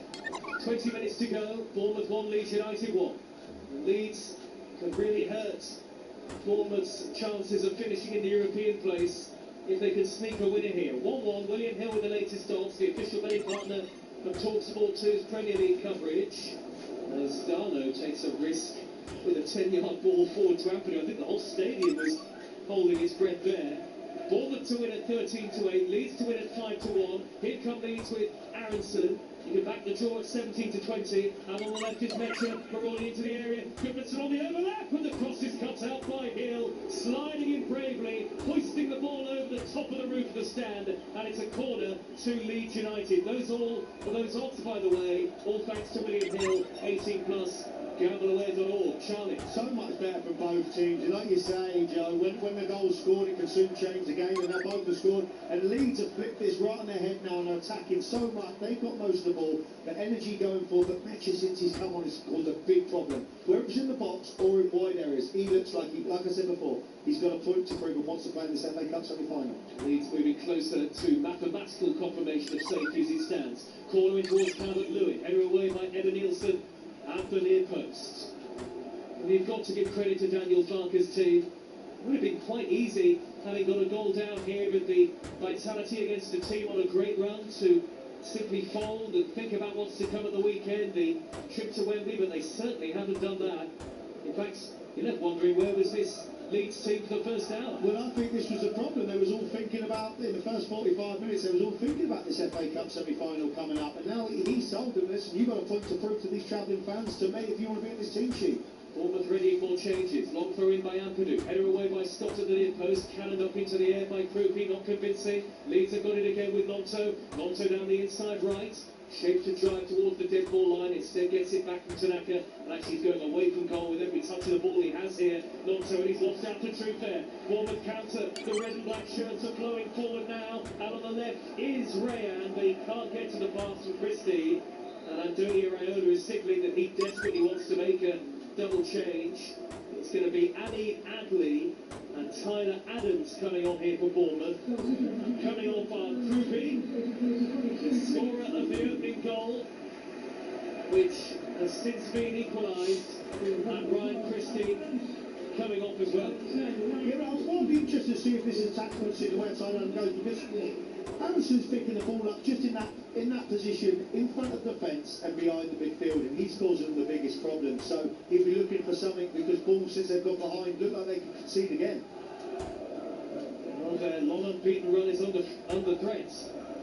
Tyler Adams, the former Leeds United man, taking to the field. 17 minutes to go on talkSPORT 2, given away by Roden of Leeds. Tavernier surging into the box, well backed by Justin to nudge it away from him, and it's all the way through to Carl Darler.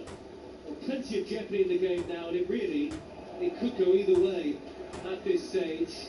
Manchester City heading top of the Premier League and sending Burnley down. They lead, albeit by just a goal to nil at Turf Moor. It's not done yet, that game on talkSPORT. Championship latest scores: Birmingham 2, Preston 1, Charlton 1, Ipswich 2, Middlesbrough 1, Sheffield Wednesday 0, Sheffield United 1, Blackburn 3, and Cardiff lead Port Vale by a goal to nil in League 1. Port Vale going down. Oxford not yet mathematically relegated from the Championship, but it's pretty close.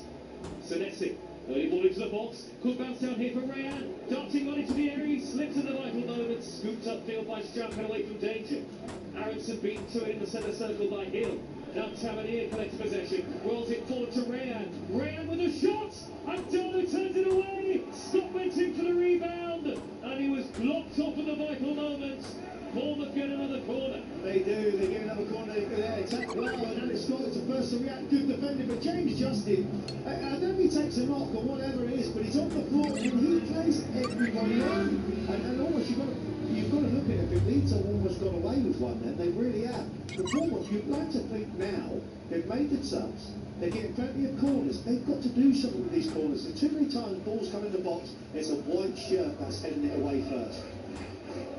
Well, plenty forward at the Steve Fletcher end of the ground. Bournemouth, who simply don't know what it's like to taste defeat of late, but they have won plenty of matches in this unbeaten run. Scott with the corner, headed over the top.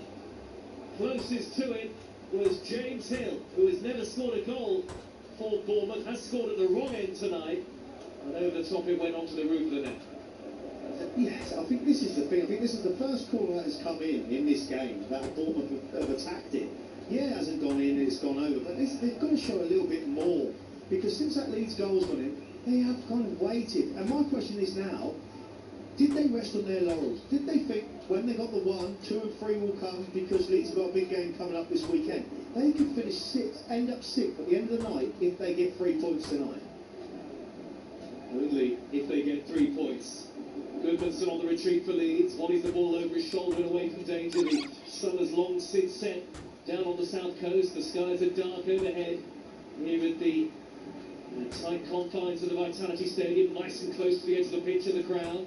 Here is Rayan out on the left. Less than 15 minutes remain. Plus stoppage time. It certainly feels like the game means a lot to Leeds, even though arguably they've got little to play for at this point. Bournemouth have plenty on the agenda. Adley, gliding infield from the right, looking for Tavernier into the area. Sets up Adams, does he? No, Aronson gets back in front of Adams. Read it well. Back to Roden, who clears upfield. Header away by Hill. Now Senesi on the retreat as Bournemouth look to build another attack. There are never any guarantees in the Premier League, but Bournemouth would love a lead at this point. Senesi has raced forward, whips in the cross towards Evan Nielsen, headed away. It's come down to Adley. Adley's into the area. Back across to Alex, scores! And the low shot is straight at Darlow. That's a big chance. Like, something about it, Scott's quality is getting the ball on the edge of the box, and it's a tame effort down the middle of the goal, straight into Carl Darlow. But interesting to see now, yes, they haven't changed tactically, but personnel, Ryan's out on the left, and Tavernier is into the middle of the pitch. It'll be interesting to see if Bournemouth can get him on the ball. They've made a flurry of substitutions. Antonio Raiola was very keen to make those changes. Bournemouth heading for a 16th draw of the Premier League season. Can you imagine if they turned even 2 or 3 of those draws into wins, Charlie? They'd be in the top 5. Yeah, they would be. I think that will be the frustration thing if they don't make European places or the Champions League place, etc. That's the interesting. And then you'll always be thinking how close he was. He was so close to achieving great, almost brilliance for the football club, the greatest achievement for the football club, etc. 16 draws is a lot, and it's almost too many if you're trying to get into the Champions League places. Foul by Rayan on Justin, right on the edge of the Leeds penalty area. Justin walks away nonchalantly, knows that his job is done for the moment.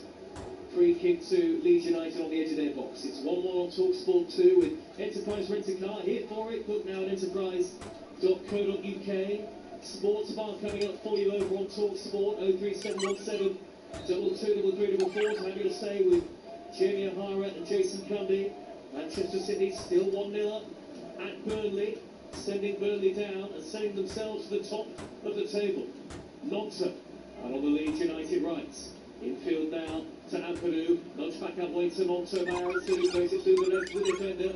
Good work by Adams to come across and shepherd the ball towards the corner flag. The former Leeds player gets ball with the goal kick. They're plenty of good work down here on the right-hand side, just in front of us. What Tyler Adams does great. He needs a lot of credit there. He reads the pass of what Leeds trying to do. He blocks it off, and not only does he win the ball back, he hits the ball against a Leeds player and gets the ball to go out for a goal kick. Recalls Senesi, forward 20 yards to Tavernier, crosses the halfway line.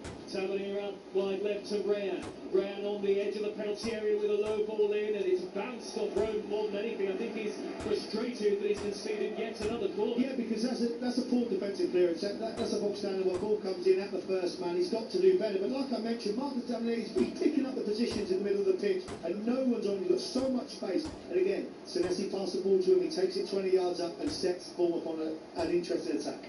Oh, the red and black shirts are forward again at the Steve Fletcher end. Holds 2,500 or so. The crowd, most of them are on their feet behind the goal. Is there a late winner here? Potentially on the way for Bournemouth. Scott delivers really poor into the near post, hidden away by the first man, Nonto. He's one of the smallest players on the pitch. Now Scott again gets beyond Nonto, whips in a low cross. Rayan took a swing at it, almost taken off his toes, it looked like, by Senesi, and it's smuggled away by Tanaka. Senesi took the ball off his toes there. He's coming, it looks like he's had an airstrike out, but Senesi's taken the ball off him. But I've got to be honest, you look down at the Bournemouth dugout, and every time they have a set piece in a corner, they get so frustrated because, like you say, Nonto's the smallest player on the pitch, and again, they haven't beat the first round. Disappointing for Bournemouth. It's finished. Sheffield United 1, Blackburn 3 in the Championship. Blackburn is saved from relegation. Roden's got a job on here. Emma Nielsen beat him to it. And across came Stroud to clear it from right in front of the goal line. And Tony Raiola watches on, hands to his head. He can't believe Bournemouth haven't scored. But what a pass that is from Senesi. That's a hot knife through bar. That one is really is a great pass and a great defender from Leeds to clear that. Struijk reads it. He tries to get there, but he's the first to react. He really is. Darlow does great. The Struijk is there. First one to react to make sure that ball don't go in their goal. Less than 10 minutes to go, 1-1. Senesi set up one goal already with a beautiful slide rule pass. Here comes the long throw, left wing position by Hill. Hoisted into the penalty area. Up go the heads, it'll bounce down, and it's gathered by Darlow. Did the ball go out to play? It did, but the referee has said it's only a goal kick to Leeds United, and Antonio Raiola turns towards the fourth official again. It will be 2 points drop for Bournemouth this, Charlie, if they don't find a winner. Yes, certainly it will be, but do they deserve all 3 points? I'm not sure I've seen enough from them, but do you know what I'm finding the most frustrating? With the quality that Bournemouth have. I understand set pieces and long throws have come in the game, but why, when they're all boxed in there, why don't they bounce one and then try and cross the ball also? Sometimes it does become frustrating. You can see why a lot of fans do get frustrated by it just being set pieces and long throws coming in the game. Yes, I understand goals are coming from it, of course, but sometimes you wouldn't mind them changing it up once or twice a game. Middlesbrough 1, Sheffield Wednesday 0. It's finished in the Championship tonight. Middlesbrough keeping alive just about their faint hopes of finishing in the top 2. They are 3 points behind Ipswich, who currently occupy second spot. Here come Leeds, centre midfield by Lonto. Aronson, 35 yards out. Truffet's gone down here for Bournemouth. Scott wins the ball back and is happy to play on. Looks to his right, Adley, good dummy. Jimenez surging forward over the halfway line. 2 with him in the attack. Struck comes across very authoritatively to make a robust challenge. Leeds having back in Truffet is still down.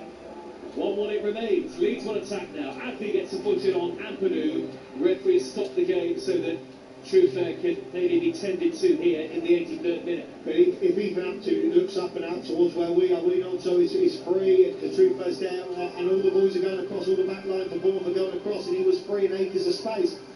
But I'm not too sure there was much in it. It's more of a coming together. Yes, we heard a big loud scream and that, but the problem is now in the game, we're unsure what is a foul and what isn't. Cardiff 1, Port Vale 0. It has so Port Vale are relegated into League 2. And Sean Longstaff getting some instructions from the near side touchline. The Leeds number 8 changes. One change of foot for Leeds United. Daniel Clark has made the signal. Leeds take a throw on the far side anyway, looking for swept into touch by Adams, so that will be another Leeds throw. 1-1. I think with Sean Longstaff coming on, I think that's something that Daniel Clark has seen and gone, right, might stand there picking up ace of space in that middle of the pitch. It's interesting, he's coming on for Aronson now, maybe they might flip it now, but Aronson was picking up a nice spot on that back line. But maybe he's just seen it and gone, do you know what, we'll be okay with a point here. I know 10 minutes ago, we might be okay with a point here. You just stick with Talon here because he is the danger man for them this second half. That's another point towards confirmation of safety for Leeds United. The Leeds United 40, though as we know, Charlie, this isn't really 40 points anymore. It's closer to 35. I don't think it's been 40 points for a long time.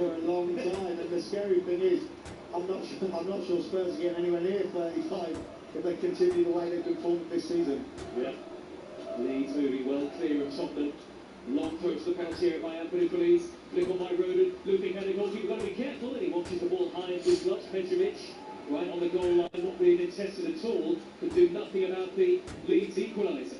6 minutes to go. It's a bit flat here, the vitality. Some of the crowd are leaving. Really, you feel this is where Bournemouth really need their home support. Yeah, Bournemouth needs something. It's like Leeds okay, this is a great point on the road, but you say that they've got poor away form. Jimenez with the cross, Adley with a curling shot blocked. They want handball. Looks hopeful more than anything, but it will be a corner. It's hopeful, yes, but that's not where Bournemouth are attacking at the moment. Just hopefully going forward, hoping something will happen, hoping that it'll be a foul or a handball and decision will go their way. Not that they could finish sixth. Corner taken short to Scott. Now Tavernier into the penalty area. Thought about a shot, but he's held up by Longstaff. And then Truffet cannons the ball against the chest of the Leeds sub. Bournemouth win it back. Steered out wide by Adams to Scott. Adams with the overlapping run. Adams with the low cross in. Shot in by Ryan! Ryan arrives to rescue Bournemouth and keep their hopes of European football very much alive. What a moment at the Steve Fletcher stand. What a sweeping finish from the teenager Ryan. Another Bournemouth wonder kid. Bournemouth 2, Leeds United 1. Yeah, and you can argue, say, is it deserved, is it not, but it's a hopeful ball in there. He's not trying to pick out it, was a hopeful ball in there. And Ryan deserves all the credit here. It is a sweeping finish into the far corner. It's a fantastic finish. And they go 2-1 up. But also, you've got to look at it now again. It's another teenager. It's another Bournemouth wonder kid. The recruitment, what they have in. We know how well he's done since he's coming in. A lot of teams will have their eye on this Bournemouth team. But everybody knows they have faith and trust in young kids, and their recruitment is always spot on. Well, up they go, soaring into 6th. Adams and Rayan take the acclaim with 4 minutes to go. Bournemouth may have won it here. And this incredible unbeaten run, the longest current unbeaten run of any team in the Premier League, is going to continue. They're 2-1 in front against Leeds here on talkSPORT 2.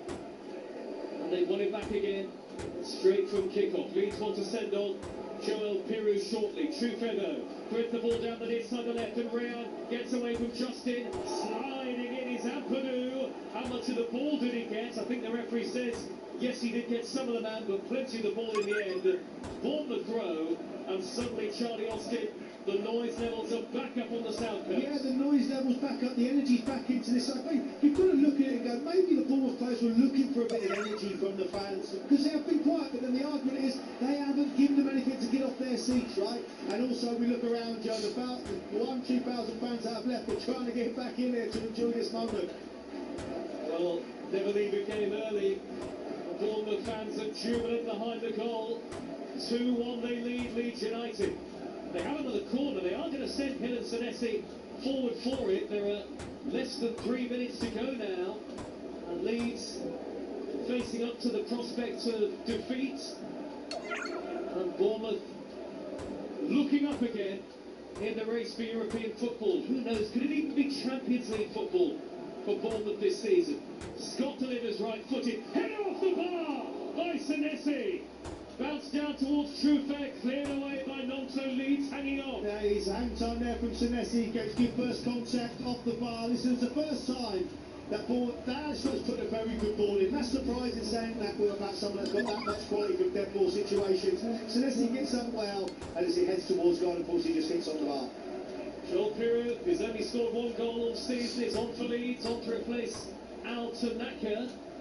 Full-time in the Championship, Birmingham 2. Preston 1, that's a full-time score. Daniel Barker issuing all sorts of instructions to his players on the near side touchline. Bournemouth look like they're coming forward in search of more. They don't really have any other way of playing. 90 seconds plus added time to go. Given away by Bournemouth. Pirouz prods it forward. Senesi, who's had a brilliant game, gets in front of Calvert-Lewin and is fouled. What a game he's had. Yeah, he's had a great game. He really has. He reads the game well, and he's going to have so many people after him in the summer.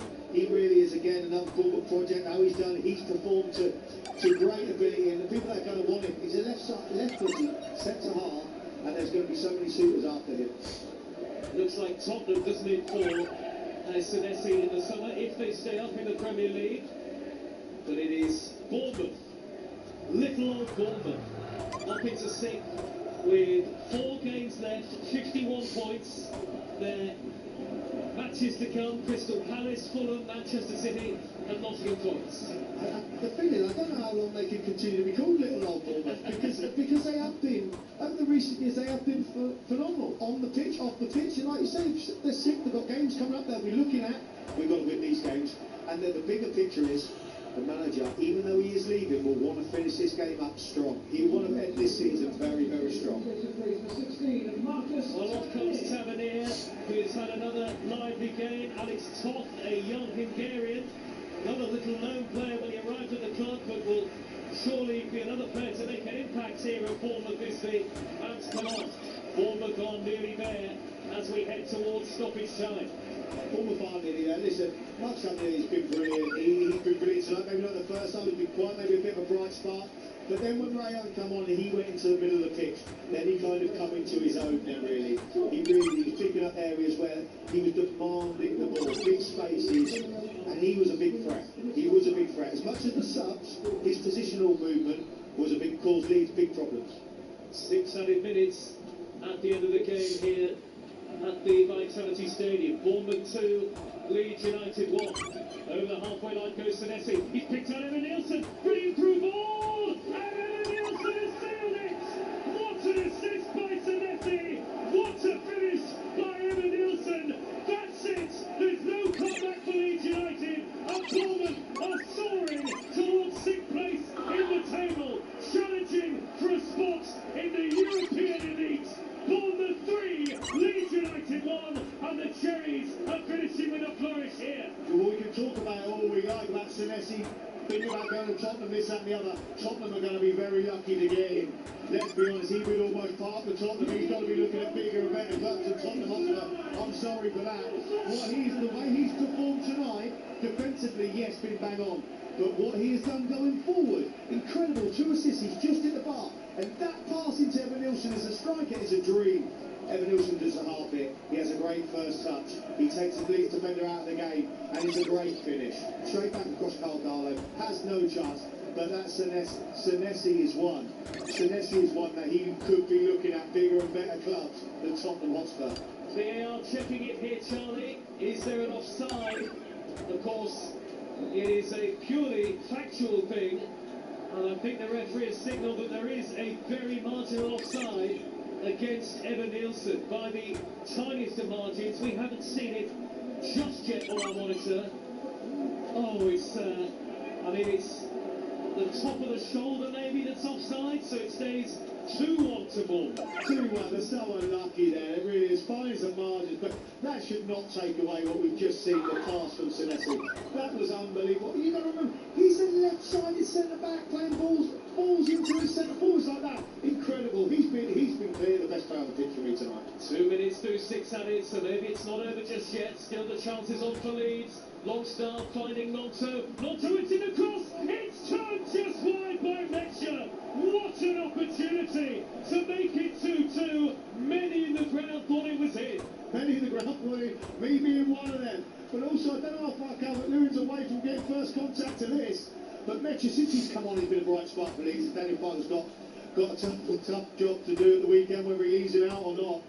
But you've got to look at it. It is almost a half. He's hit the outside of the post there, Joe. Listen, he's caused problems since he's come on. And no wonder half of the ground thought it was goal bound.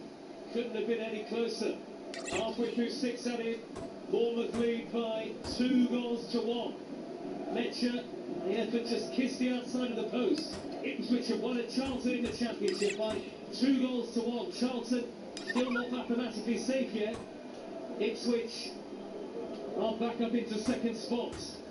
Bournemouth into 6th in the Premier League here, but they've just got to cling on in the final few moments. Evan Nielsen raining forward, header away by Roden. It bounces down to Evan Nielsen. And now here come Bournemouth with Top. Midway inside the Leeds United half, of course, with Arsene Wenger's daylight rule that people have been talking about this week. He certainly would have been onside there, Evan Nielsen. He certainly would have been. But where was this in the first half, Joe? The excitement that is coming. This is what the fans and everybody comes to watch and see with the Premier League. The excitement that both of these teams can bring. And it'd be interesting now to see what Leeds are going to go gung-ho now and try and get an equaliser. It'd be interesting to see what Bournemouth do. Can they catch them on the break? 2 minutes of added time remain. Bournemouth 2, Leeds United 1 here on talkSPORT 2. No sign of a late fight back for Leeds just at the moment, but Ampadu's won it back tenaciously in the centre circle, and he gets the free kick from the referee. Now Darlow's going to come forward, and a yellow card is given to Evan Nielsen. That is a striker's tackle there to try and break up play, take a yellow card in. But it's a long ball in the box now. And look, you can look here, we're right along our line. Senesi is marshalling that back line. Don't drop any deeper, don't drop any deeper. We know where the ball's going, but he's being brave here. Darlow's going to smash this forward. Everybody back for Bournemouth, almost everybody forward for Leeds. High hanging ball by Darlow. Oh, it's spun off the head of Evan Nielsen. Goodmanson bounce towards the dead ball line. Real, the goal scorer, will volley it clear. His goal separates the two teams. It's 2-1 to Bournemouth. A minute to go. Longstaff with a deflected cross, swept away by Marcos Senesi. Remember, Bournemouth have never finished in the European places in their entire history. They are moments away from a very significant win in the race for European football. Header away by Jimenez. And now Goodmanson back into his own half, all the way back to Dana. 45 seconds remain, 2-1 to Bournemouth. 45 seconds to go, yeah, 2-1 to Bournemouth. But the thing is, you look at Alex Topping, he's everywhere now. And Iriardo is telling him to get forward, make the press, you set the tone of it. But the issue will be now is can they hold on? Because Leeds obviously have the ball and we know what's coming. Forward by Ampadu, high towards Joel Piru, it's over his head, could top Alonso. Trubear has to top the ball out of danger, out of play for a throw, right at the very end here for Leeds United, with 10 seconds to go. 10 seconds to go, but Piru is very lucky there. He has jumped up with his eyes closed, and he's lost the flight of the ball. He's got so lucky there. The Bournemouth defenders giving Mark a chance to get a last-minute ball in the box. Well, this would be a staggeringly late equaliser. We've had the 6 added minutes. Long throw by Ampadu into the penalty area. Only half cleared. Longstaff has smashed it in. It's 2-2. With surely the last kick of the game. Utterly heartbreaking and dejecting for Bournemouth. A massive blow in the race for European football. Thunderous strike by Longstaff. He almost burst the net. And Leeds United show their character and fight on the road again. But Bournemouth just cannot believe it. 2-2, 96.5 minutes on the clock. This is what the Premier League's about. It's not done till the referee blows his whistle. Listen, this is what I was saying. I give it to Joe Peru because he let go of the ball. He missed all the flight. He had his eyes closed. But you've got to be honest. What's the Bournemouth defending doing? He had loads of time. And the ball comes to Sean Longstaff. Oh my God, he strikes it in free on the penalty spot to make it 2-2. But a lot of commotion going down there in the dugout, Joe. Well, he struck it very firmly. What's Antonio Raiola saying on the near side top side? That is surely the last kick of the game. Longstaff seems to have salvaged a point for Leeds United here, and the goal is given. Surely there's no time for Bournemouth to restart play. It will easily be the most heartbreaking draw of their season so far. That's heartbreaking, and did you say earlier just the 16th draw of the season, and only what if we could turn a couple of them draws into wins, even if they was losses, it was so much higher up the table. So frustrating, but that's incredible that has happened. Bournemouth have been brilliant tonight in the second half, they really have, but that is such poor defending to give them the opportunity to have one big long throw into the box and then Sean Longstaff alone on the penalty spot. Antonio Raiola is raging in the fourth official. Surely no time left here for Bournemouth. They put the ball on from kick-off straight away. Headed clear by Roden, locked it back into the penalty area by Trubear. Header on by Adley. We're in the 99th minute now on talkSPORT 2. It's 2-2 and Leeds have smashed the ball upfield. Surely that's going to be it. Referee allows play to continue. Senesi on the halfway line. Pumps the ball downfield. Remember, Bournemouth was so close to making it 3-1, but it ends 2-2. And the Leeds United supporters celebrate. It is another point closer towards mathematical safety in the Premier League. But what a desperate finish to the game for Bournemouth. They had 6th place, it appeared, in their grasp, but have let it slip with virtually the last kick of the game. First touch it felt like for Sean Longstaff had it come on. He hammered home a volley to make it 2-2. Rayan thought he won it for Bournemouth, who'd taken the lead through Junior Krupi. They've been kicked back after James Hill's own goal. Rayan put them back in front. Evan Nielsen had a goal disallowed for the tightest of margins for offside. And Leeds, with this rediscovered impetus, energy, character, whatever you want to call it, over the second half of the season, have salvaged a draw, and that has really hurt Bournemouth's hopes potentially of finishing in the European places. 2-2 in the vitality. Wow, Charlie Austin. But as poor as that first half was, Joe, well, they certainly made up to that second half. It was brilliant from both teams. What we expected, energy, goal.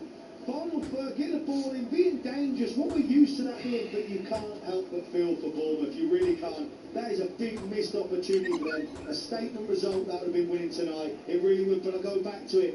It's such poor defending to give Leeds the opportunity to have one big last long throw into the box. And at least the best they can do is pick up a man. But Sean Longstaff finds himself free on the penalty spot. 12 yards from goal. Some of his quality don't give that much time inside that box. Well, let's just recap what has happened elsewhere in the Premier League, because Manchester City have won by a goal to nil, so they go top. Burnley are relegated.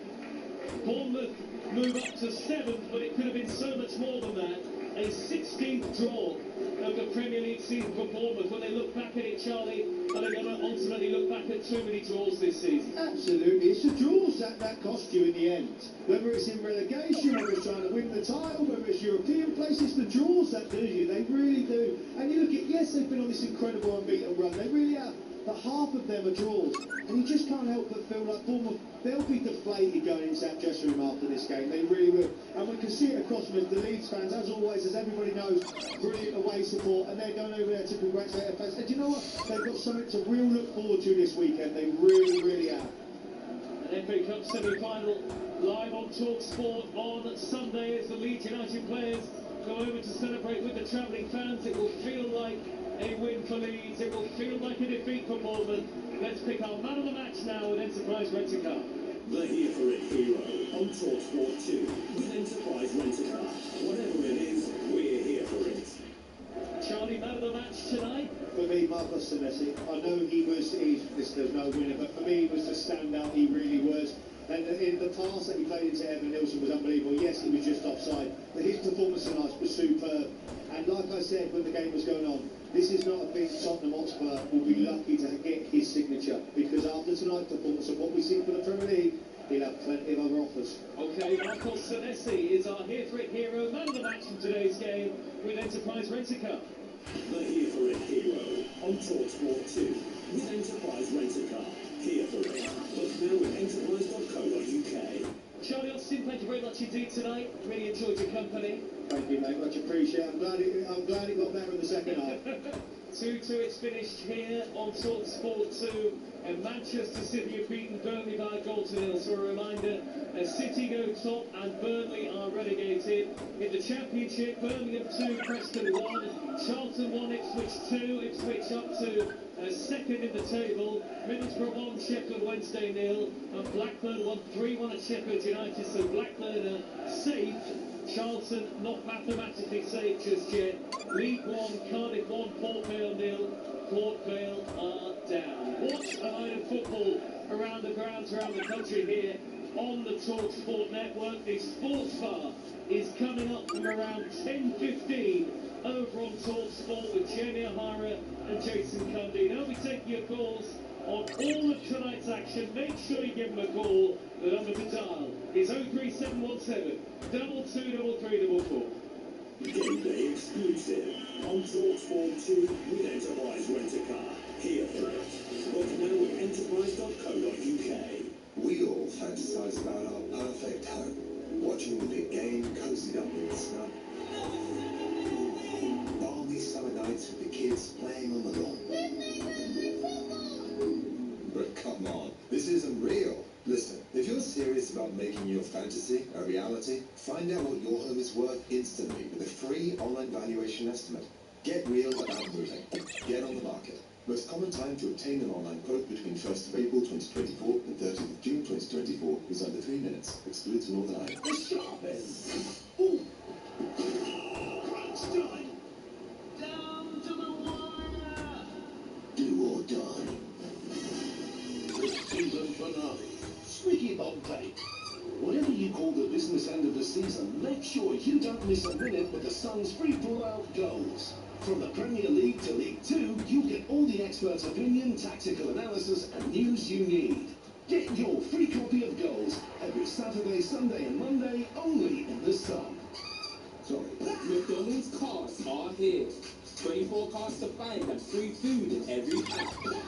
Choose from a range of card meals, including the legendary Double Big Mac. Order a card meal and get a pack today. 18 plus UK only, with selected meals subject to availability. Ends 27th of April. App may be required. See the rules for UK. In 10 meters, take a left at the pile of washing. Sorry, what? At the Valley of Toy Dinosaurs, approach the kitchen with no room to cook. Turn right at the floordrome. You've reached Chaos. Recalculating. Suggest immediate course correction to IKEA for fitted wardrobes, children's storage, and cupboard organisers. Find your way back to calm. Discover smart storage at your local IKEA now. IKEA, the wonderful everyday. Incredible scenes here at the Village Hotel's Pub and Grill. Fans are taking their place in the fan zone with stadium-style seating. Amazing views on huge screens, and we're underway. Lovely bit of dribbling there as she tackles the burger stack. Now they're getting down the wings. Sticky barbecue. Unbelievable. Oh, and he's hit the bar. And it's there. His favourite ice cold beer. What a result. Catch every game live in the Pub and Grill at Village. Get in. Find out more at villagehotels.com. It's another day at Screwfix, and Samo Farah is still getting to grips with things. So, Mo, with Sprint Delivery, we get the order to them in as little as 20 minutes. Mo? Done. He was on the 18th floor. Nice work. But, Ben, you know we use delivery riders, right? Oh, now you tell me. Sprint it in as little as 20 minutes. Screwfix. No stopping. Conditions and geographical restrictions apply. Kick off live on talkSPORT 2 with Sky Sports. With titles on the line and fight for survival, the running is where it all counts. You can stream all Sky Sports live with a flexible Now membership. On DAB+, online, via the talkSPORT app, and on your smart speaker. This is talkSPORT 2. On DAB+, online, via the talkSPORT app, and on your smart speaker. EFL All Access on talkSPORT 2.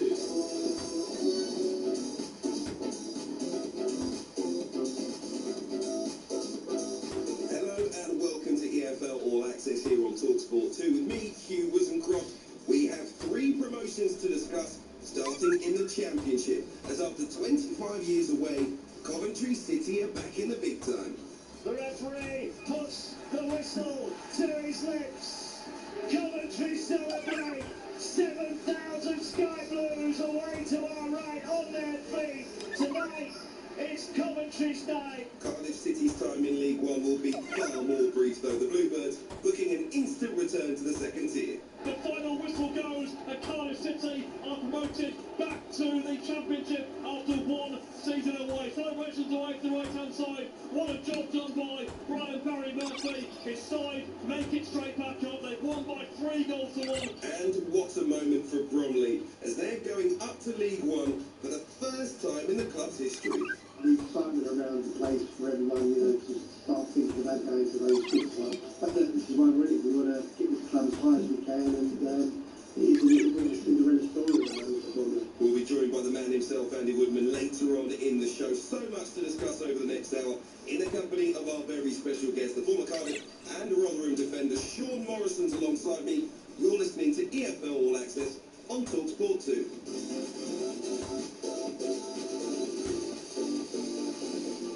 Well, what a weekend that was in the EFL. I mean, late goals, drama, goalkeepers scoring, promotions, relegations. We've hit that time of the season where we probably won't even be able to pack in everything we do need to discuss into a 1-hour show. So much to get to. Let's get straight to it. But firstly, say hello to Sean Morrison. How are you?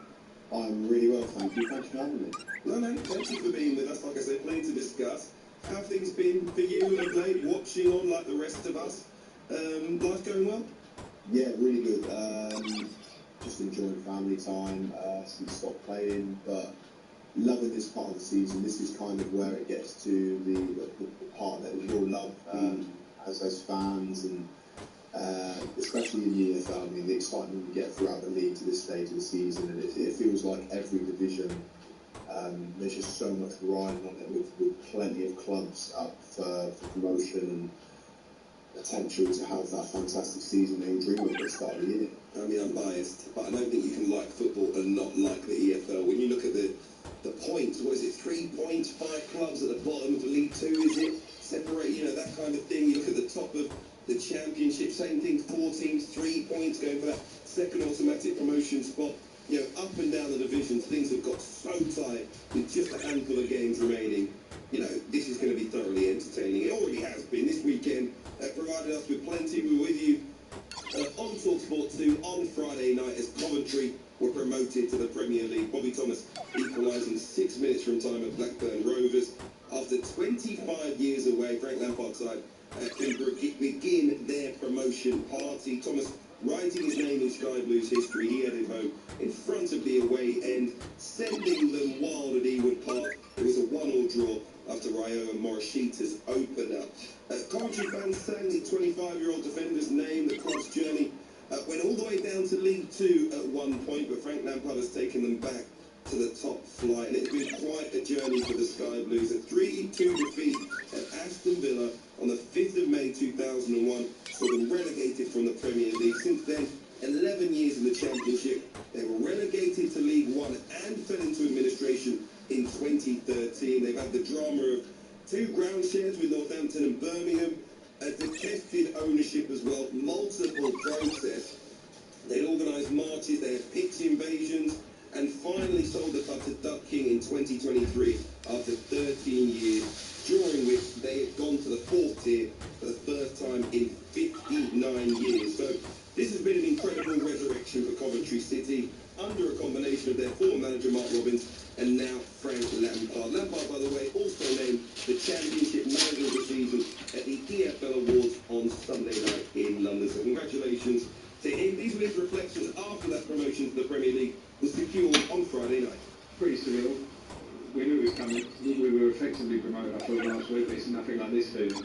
And you get a lot of thinking time in the week to think, can we get it done? We're coming to a tough place. When you have 7,000 fans there, you feel a responsibility to get it done here.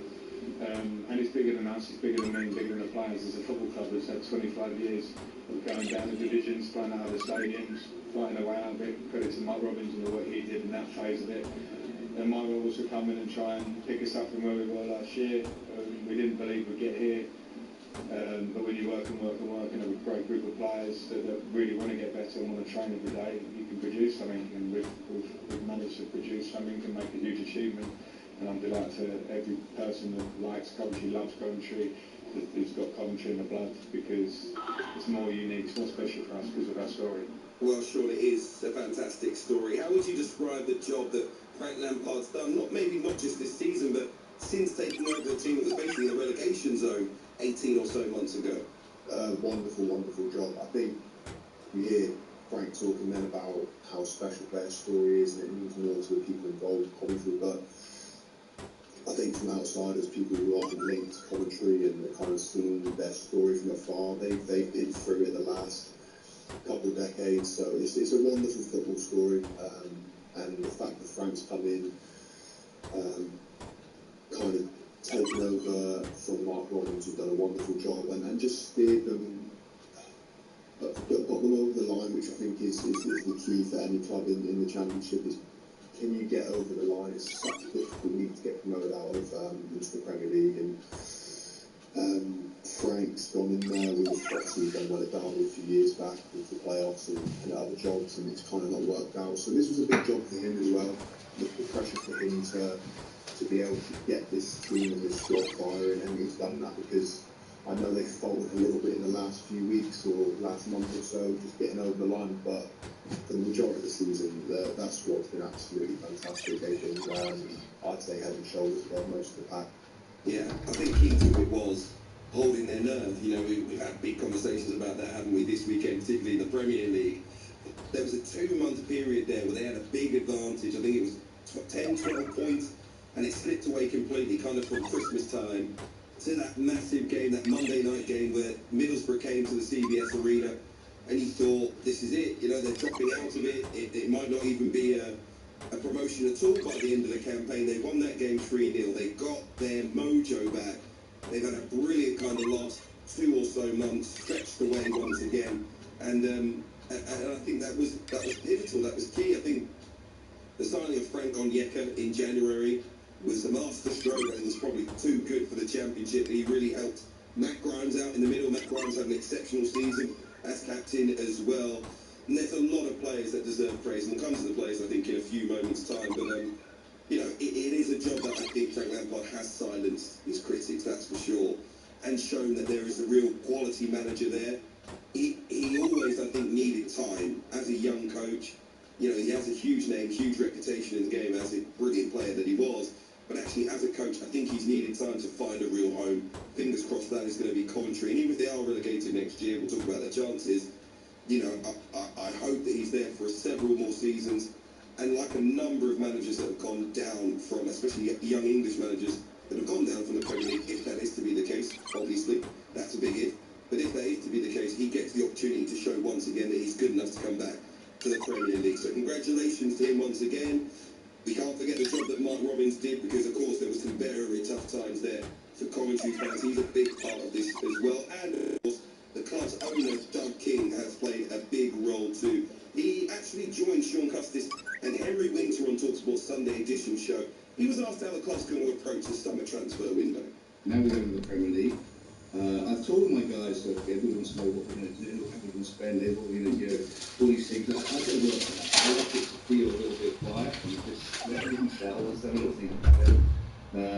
Let's see how we can sort of force our way in there to try and obviously sustain ourselves in that league, because I know how hard it is to get out. So I really would like to keep us up there if we possibly can, but I do recognise the difficulties of that. Incredibly difficult for any team who is going up, Sean, to the Premier League. I know you've been there before, you haven't had to build a squad, but going up to the Premier League presents a whole host of new challenges. What do you think Coventry need to be able to compete at the next level? You need players with Premier League quality. Obviously, that's a very difficult job for a team newly promoted. Along with that comes big wages, big fees for players.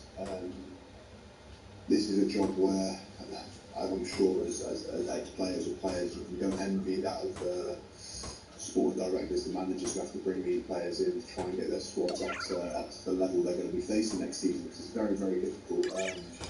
I think Frank will probably look at the squad he's got and see how much he can get out of these boys, how much he can get out of them, because they've been phenomenal all year.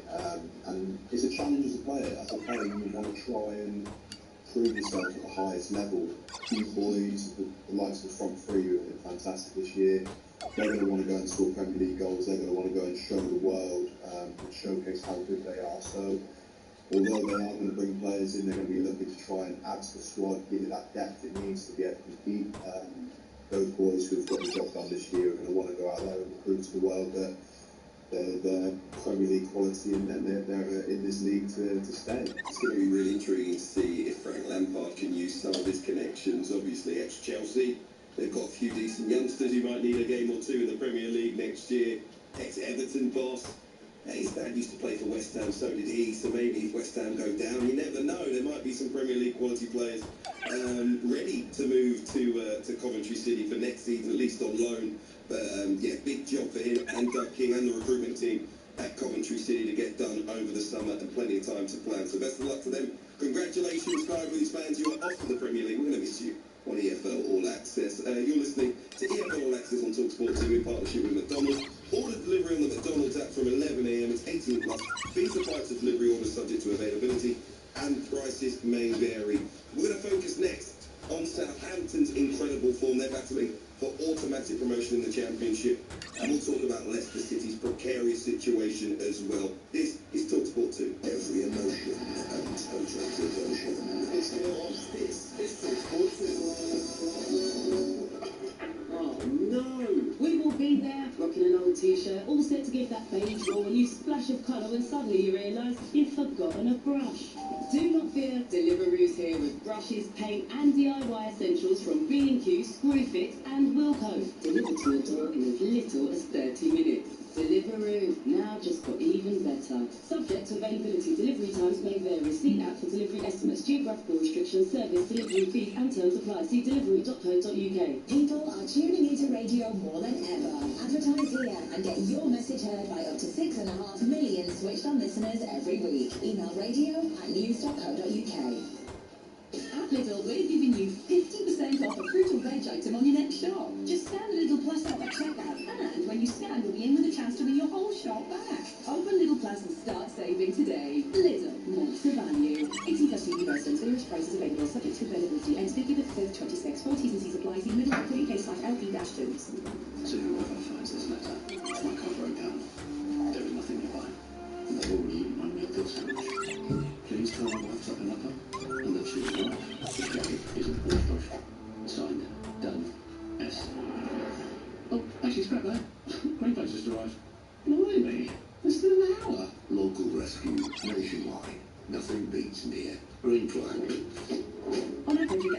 and under an hour based on app and phone call outs combined. See greenflood.uk/data. Selling your car can be super simple if you choose We Buy Any Car, because they sort out any outstanding finance for you. Just bring along your final settlement agreement. If only they could make parallel parking simpler. To the right a bit, mate. Yeah, back a bit more. Oh, no, too far. We Buy Any Car. Selling made simple. To sell your car today, enter your reg number now at WeBuyAnyCar.com. No,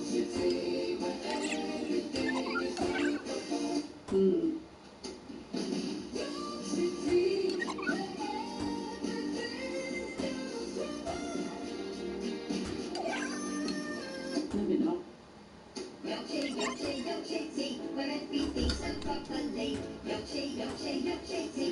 Right, enough of that. What about Yorkshire tea, where everything's done proper?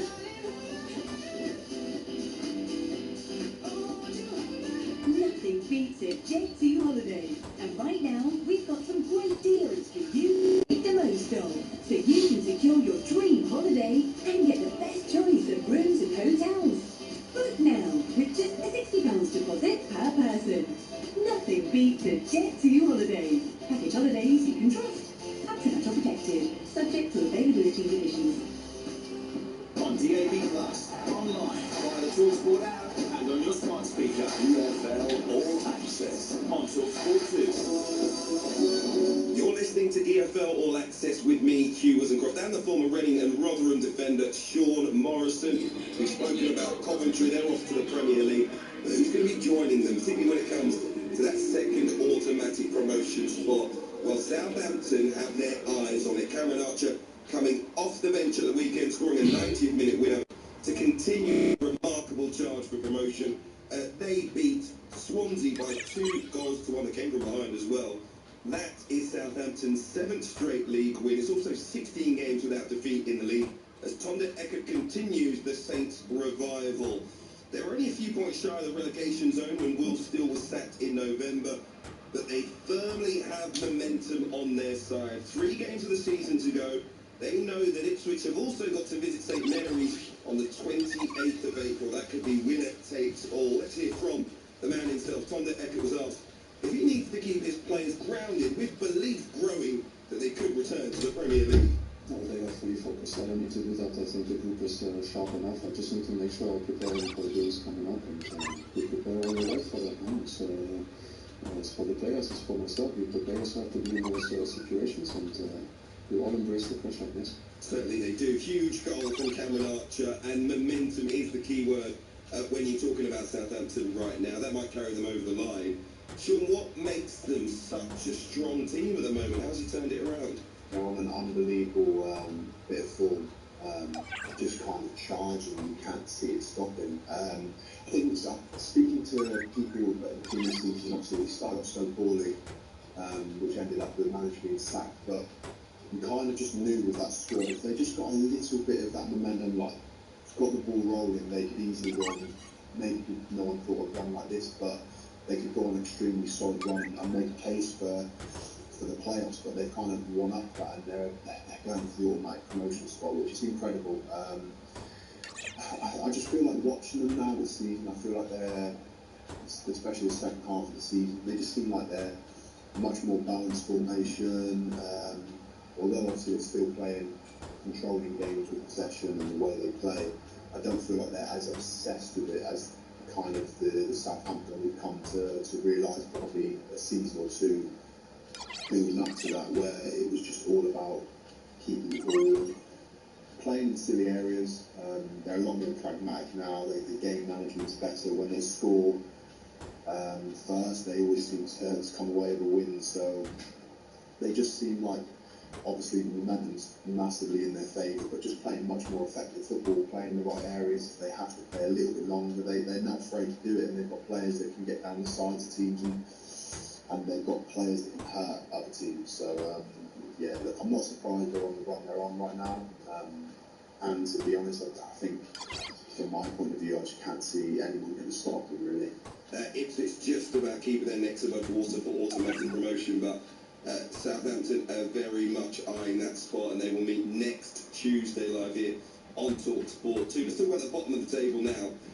And Leicester City, it's incredible. I mean, they are now sitting on the verge of relegation to League One. They were beaten away from home by Portsmouth at the weekend. Ibane Boat scoring the game's only goal. He bundled the ball into the back of the net from Adrian Segic's corner. But that result, coupled with West Brom's 2-0 win at Preston, leaves Gary Rowett's Foxes 8 points from safety. With only 3 games to play, those games against playoff chasers Hull City, automatic promotion chasers Millwall, and Blackburn Rovers, who've had a big upturn in fortunes under Michael O'Neill. They failed to win any of their past 6 matches. They've only won 11 league games all season. Portsmouth, though, have moved 7 points clear of the relegation zone with 3 games to play, and they can no longer be caught by Leicester City. So it was one of those cliched relegation 6-pointers, although looking at Leicester's performance, you wouldn't have thought it. After his side's defeat, Gary Rowett was asked if his team were lacking fight. I think that's something that's been labelled at the team over the course of the season. I don't know whether that's quite an easy way to blanket the team. I think we showed a lack of quality. I thought we showed a lack of composure. I thought we showed a lack of toughness to the basis in the one moment where we conceded a set piece. I think they're the things. I don't think it's quite as easy. It's not, I understand it, but it's not a wrestling match. Maybe the sense of urgency later on where you've got to go and overlap, where you've got to go and run forward with a real sense of desire. Maybe we lacked a little bit of that, but I think we've lacked quality in the right areas. And like I said, our shots on target have been probably treble the opposition in the last 5 games. We've conceded very little, yet we've come on the wrong side of lots of results because we can't finish our chances. Well, it has been a poor campaign for the Foxes. We'll get into it in a second, because despite that poor campaign, their on-loan midfielder Jordan James was named the Championship's Young Player of the Season last night at the EFL Awards, and he refuted claims that Leicester's players don't care. We're all hurting, and especially for the fans. They've seen the club in the best times, and when you're going down into League One, it's obviously a really, really tough period. I wouldn't say the players aren't trying or don't care, because I'm in there every single day, and I see us working really hard, and everyone wants the same outcome. So I wouldn't say it's that, but I understand where they're coming from in the sense of this squad shouldn't be where it is. I still believe that till now, but we just haven't been good enough. I mean, it's crazy. You look at the quality of the players that Leicester had in their squad at the weekend. To put in the performance that they did, I'd be absolutely raging if I was a Foxes fan. Really, the 2 biggest moments of fight from the Leicester players came when Hamza Chowdhury gave the Pompey fan some stick when he was substituted, and vice versa, I think, but also when Harry Winks responded with a few expletives to angry fans when he was getting on the team bus after the game. As for the game itself, well, Pompey played like their lives depended on it, at least for 20 minutes in the second half. Leicester played like they were kind of comfortably mid-table. It was a very strange game to be at. I was there at the weekend, and I expected a lot more from those Leicester City players. It's hard to say what's gone wrong, because the talent is there. So what is it? What can you possibly think as to what's gone wrong at Leicester City?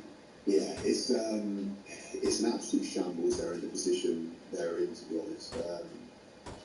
You look at where they were a decade ago, not even if you look where they were 5-6 years ago, it's just an absolute shambles. The club's allowed it to get to this position, and you can understand the fans' frustrations and why they are being questioned, why their attitude and all the other things that come along with that are being questioned. Because as a player, if you're being ghosted about what they lack, the composure or doing things in the right areas and things coming off for them, but when that's been happening consistently over a period of seasons with the quality they have, people are obviously going to question the players' attitudes towards they want to play for the club and they want to, in a better word, die for the club, die for the badge on the chest, because that's all fans want to see. Fans want to see players running through brick walls for their club, for their team, and they haven't shown that all this year. It's no surprise from, like you said, from the weekend, Portsmouth, that game, they should be absolutely putting everything they have into making sure they come away from that game with 3 points, and then with the quality they possess, if they're working harder than the other teams they're playing against, then more often than not, they're probably going to come out on top because they do possess a better team than most in that league. So it's just a real shame that Leicester are in this position because they're such a massive club with such a rich history and obviously won the Premier League 10 years ago, which is mad to think about where they are now. And it's kind of right on the wall now. It looks like there's going to be no escape for them. Like you said, there's 8 points behind with 3 games to play. They had a great escape before in the Premier League. I think this one's probably a little bit too much for them to catch up now. Yeah, I think they need root and branch change at the football club, and I don't know if the owner currently is thinking about that. He supported lots of the staff, which is great for them, maybe not great for the Leicester City fans, who expect a lot more from their club, and there's a chance that things can get even worse in League One, because I don't know if there's going to be many suitors for a lot of the players in that squad at Leicester City. We shall see what their future holds. It isn't yet mathematically over. We know that there is reportedly a charge hanging over West Bromwich Albion. They could face a points deduction, so they need to pick up as many points as they possibly can, Leicester City, but with the 3 games they've got remaining, it could be a very steep task. Congratulations to Pompey, I'll say it now, because very unlikely that they will be heading to League One, so a great job done by John Mousinho and a fantastic win from them this weekend. Coming up, we're going to head into League One and discuss Cardiff City's instant return to the second tier. That's on the way on EFL All Access. Online, on DAB+, and on the app. This is talkSPORT 2. talkSPORT 2 is your dynamic destination for all the latest sporting action, featuring live commentary of all the biggest events, including football, PGA golf, horse racing, Premiership rugby, cricket, boxing, and all the big-hitting drama of the NFL. Plus, talkSPORT 2's official betting partner, William Hill, is always on hand with the insight and in-depth analysis you need. talkSPORT 2, official betting partner, William Hill. 18+, gambleware.org. McDonald's cars are here. 24 cars to find and free food in every pack. Choose from a range of cards meals, including the legendary Double Big Mac. Order a cards meal and get a pack today.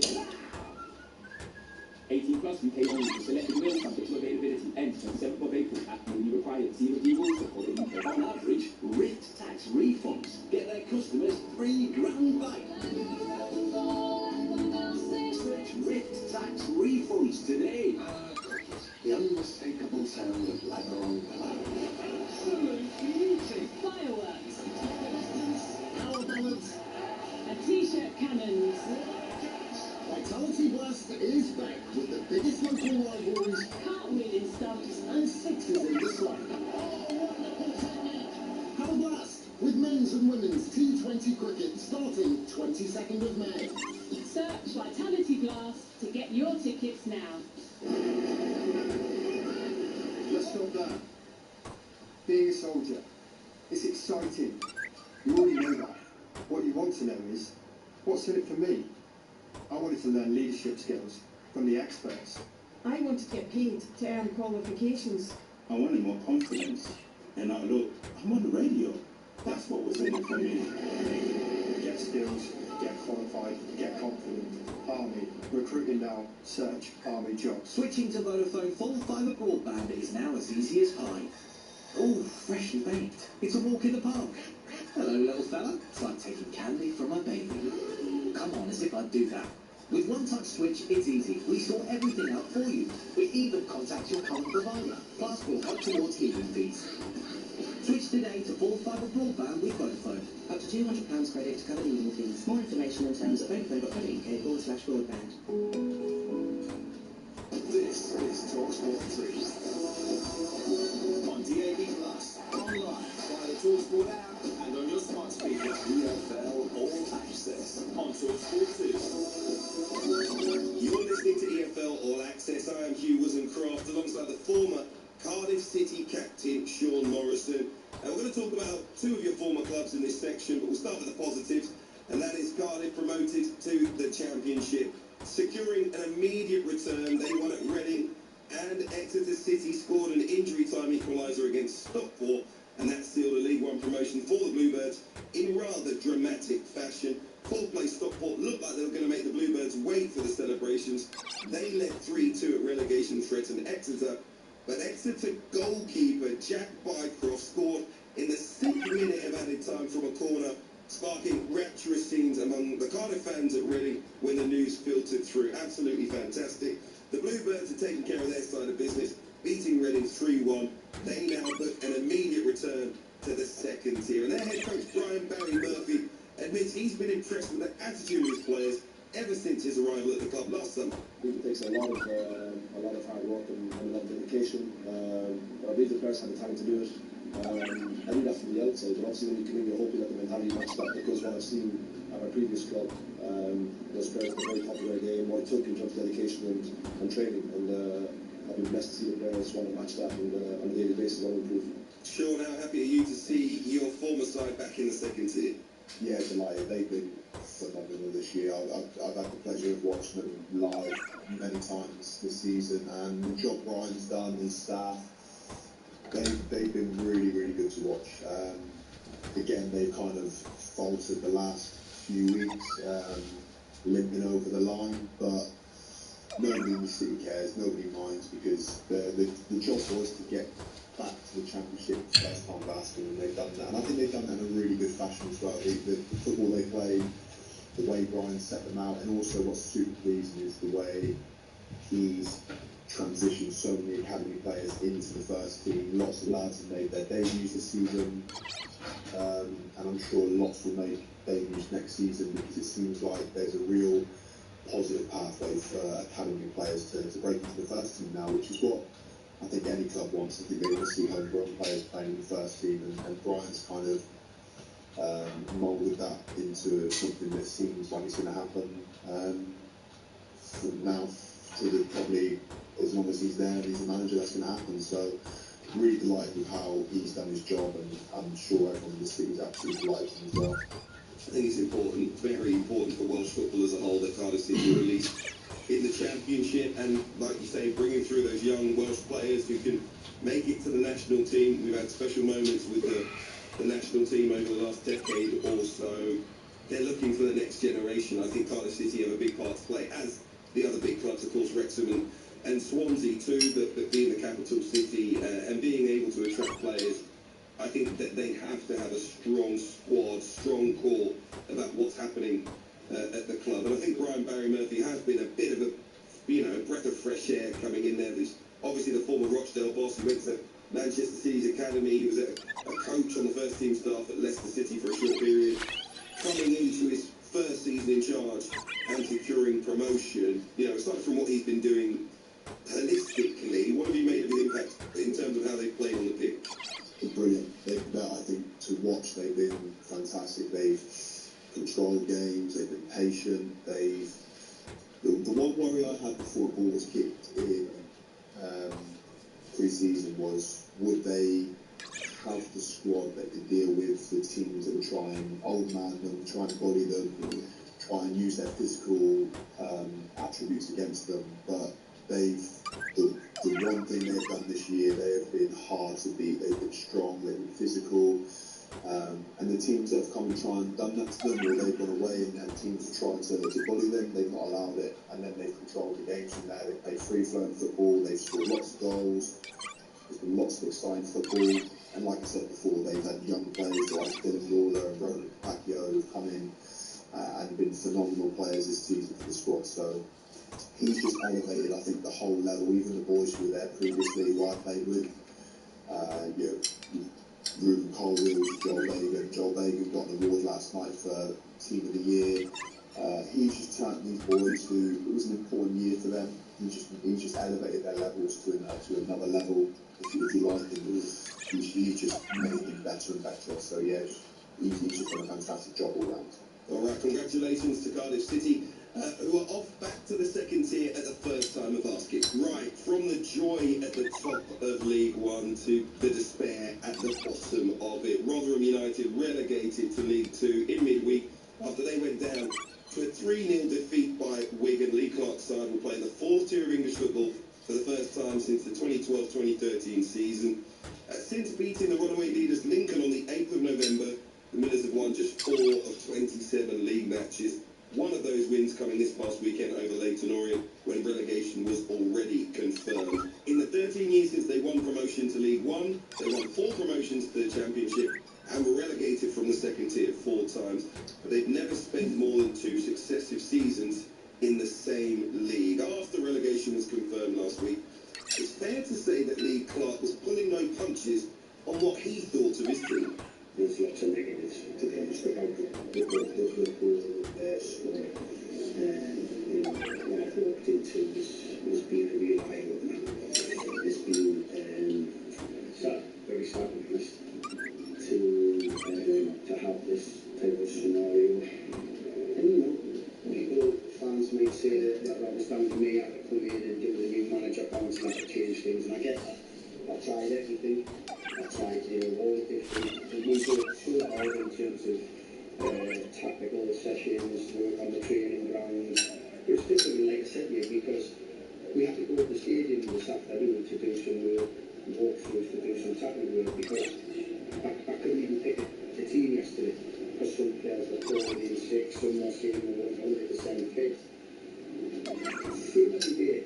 Very, very strong from Lee Clark. Let's meet the Kev Johnson, Rotherham United fan and podcaster who joins us on talkSPORT 2. Good evening. Good evening. Can you sum up the emotions of the fan base over the past week? It's been very, very difficult. As much as we've been expecting this coming from quite some time now, given the run of form we've been on. When you see that letter out with the side name, it's obviously, as a fan base, given obviously knowing full well it's a team year, which is a special year for the fans, it's just been an absolute, it's been an abysmal season. So we can't wait for it to end, and we fully deserve to be where we are, bottom of the table, or second bottom, going down, because we've been absolutely shocking. Sean, your former club, of course, which you represented in the Championship, what was your reaction to seeing this news? The same as Kev there. It's really sad to see a club which has always been they've always been a yo-yo club rather than kind of League One Championship, but they've always been a solid club with good fan base, good people. So yeah, look, I was up there for a year and a half. I absolutely loved my time up there, although it was tough at times. There's lots of stuff going on in the background with that club.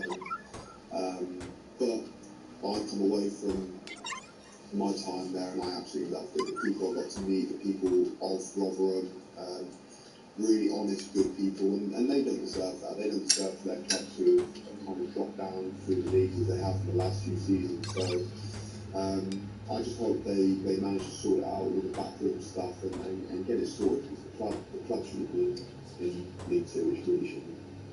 Kev, we just heard from Lee Clark. It was a very strong assessment, sad to hear almost, about the players at the football club. What did you make of him coming out like that?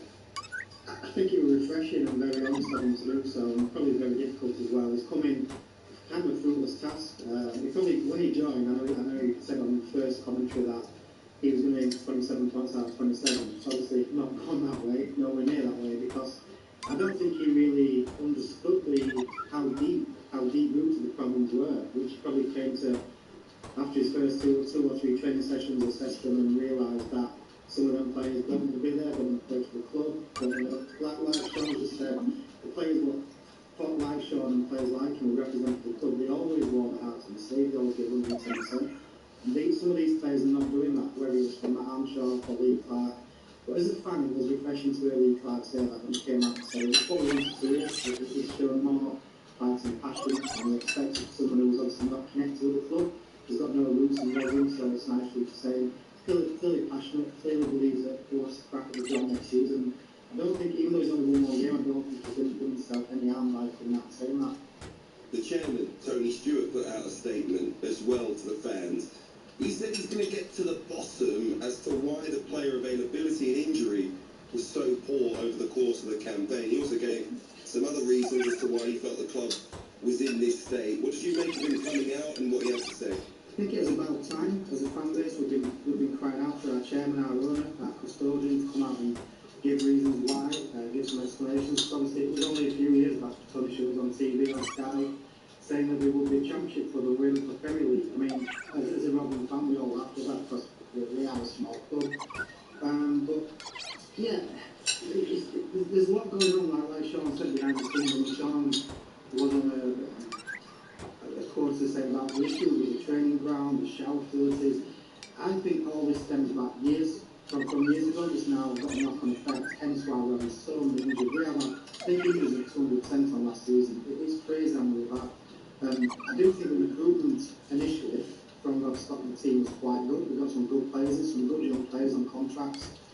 And sadly, they're all down, got injured or just fallen from grace. It's awful to see. That is sad to hear. It's a great football club, very good people there as well. Enjoyed every time I've been to Rotherham, and it's sad to see how things have gone this season, because I agree with Sean. This is a side that I kind of see as in a bad season. They might be, 15th, 16th in League One, but definitely a solid team in that division. Don't want to see them playing League Two football. It's a great town as well. I know you're organising a charity game at the New York Stadium next month, bringing together some club legends for the game of the century. Tell us more. Yeah, it came about 8 months ago. Myself and Jonathan Allen from the Rotherham Trust were on a charity walk, and we just said, look, it's centenary year. The club's not really doing much regarding organising things for the fans, so we wanted to give something to the fans back, so we organised this charity game. Obviously, Sean, if you've still got your guns twisted down there, you're welcome to play. So we've got Neil Warnock managing one of the teams, we've got Ronnie Norman, John Breckenham, the other team, Howard Webb's the referee, we've got 38 current ex-players coming back to play, the likes of Leo Fortune West, Alex Shrubell, Luke Stevens manager, Chris Cedric, Andy Moncals, the list goes on. There's the all-stars of the yesteryear playing. Come on, Sean. Get the boots dusted off, mate. You can still do it. Oh, 100%. They're in the garage somewhere. And I'll sharpen the studs. I'll get the long ones out again. Brilliant, Kev. You get yourself an extra player.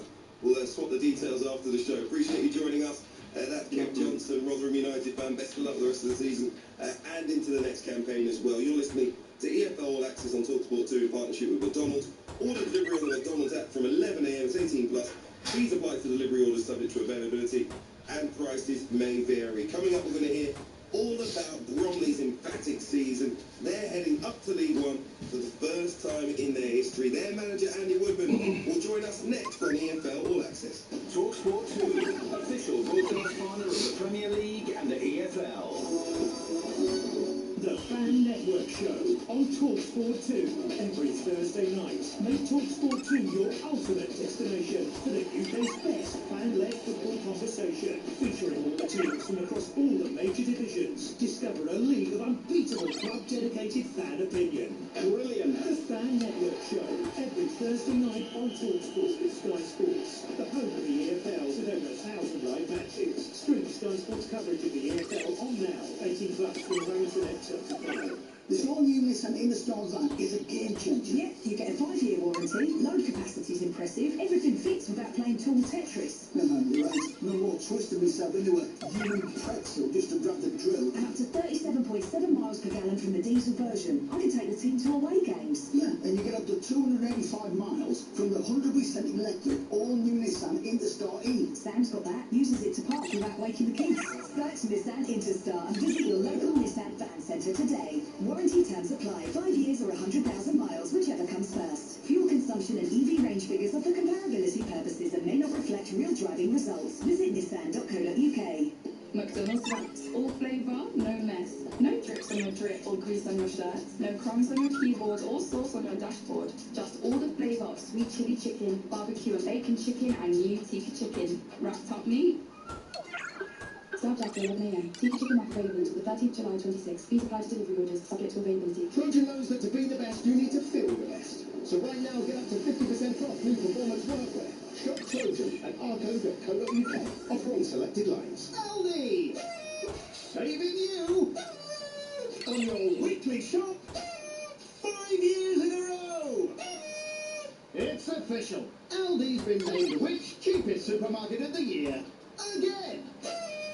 Aldi, always finding ways to save. On average, RIT tax refunds get their customers £3 grand back. Search RIT tax tax refunds today. Go from Sunday to sunny days in Greece. Get up to 20% off flights in EasyJet's Big Orange sale. So stop dreaming of Zuwati. Stop scrolling crystal clear beaches. Book now at easyjet.com and get your trip to Greece sorted today. Get out there.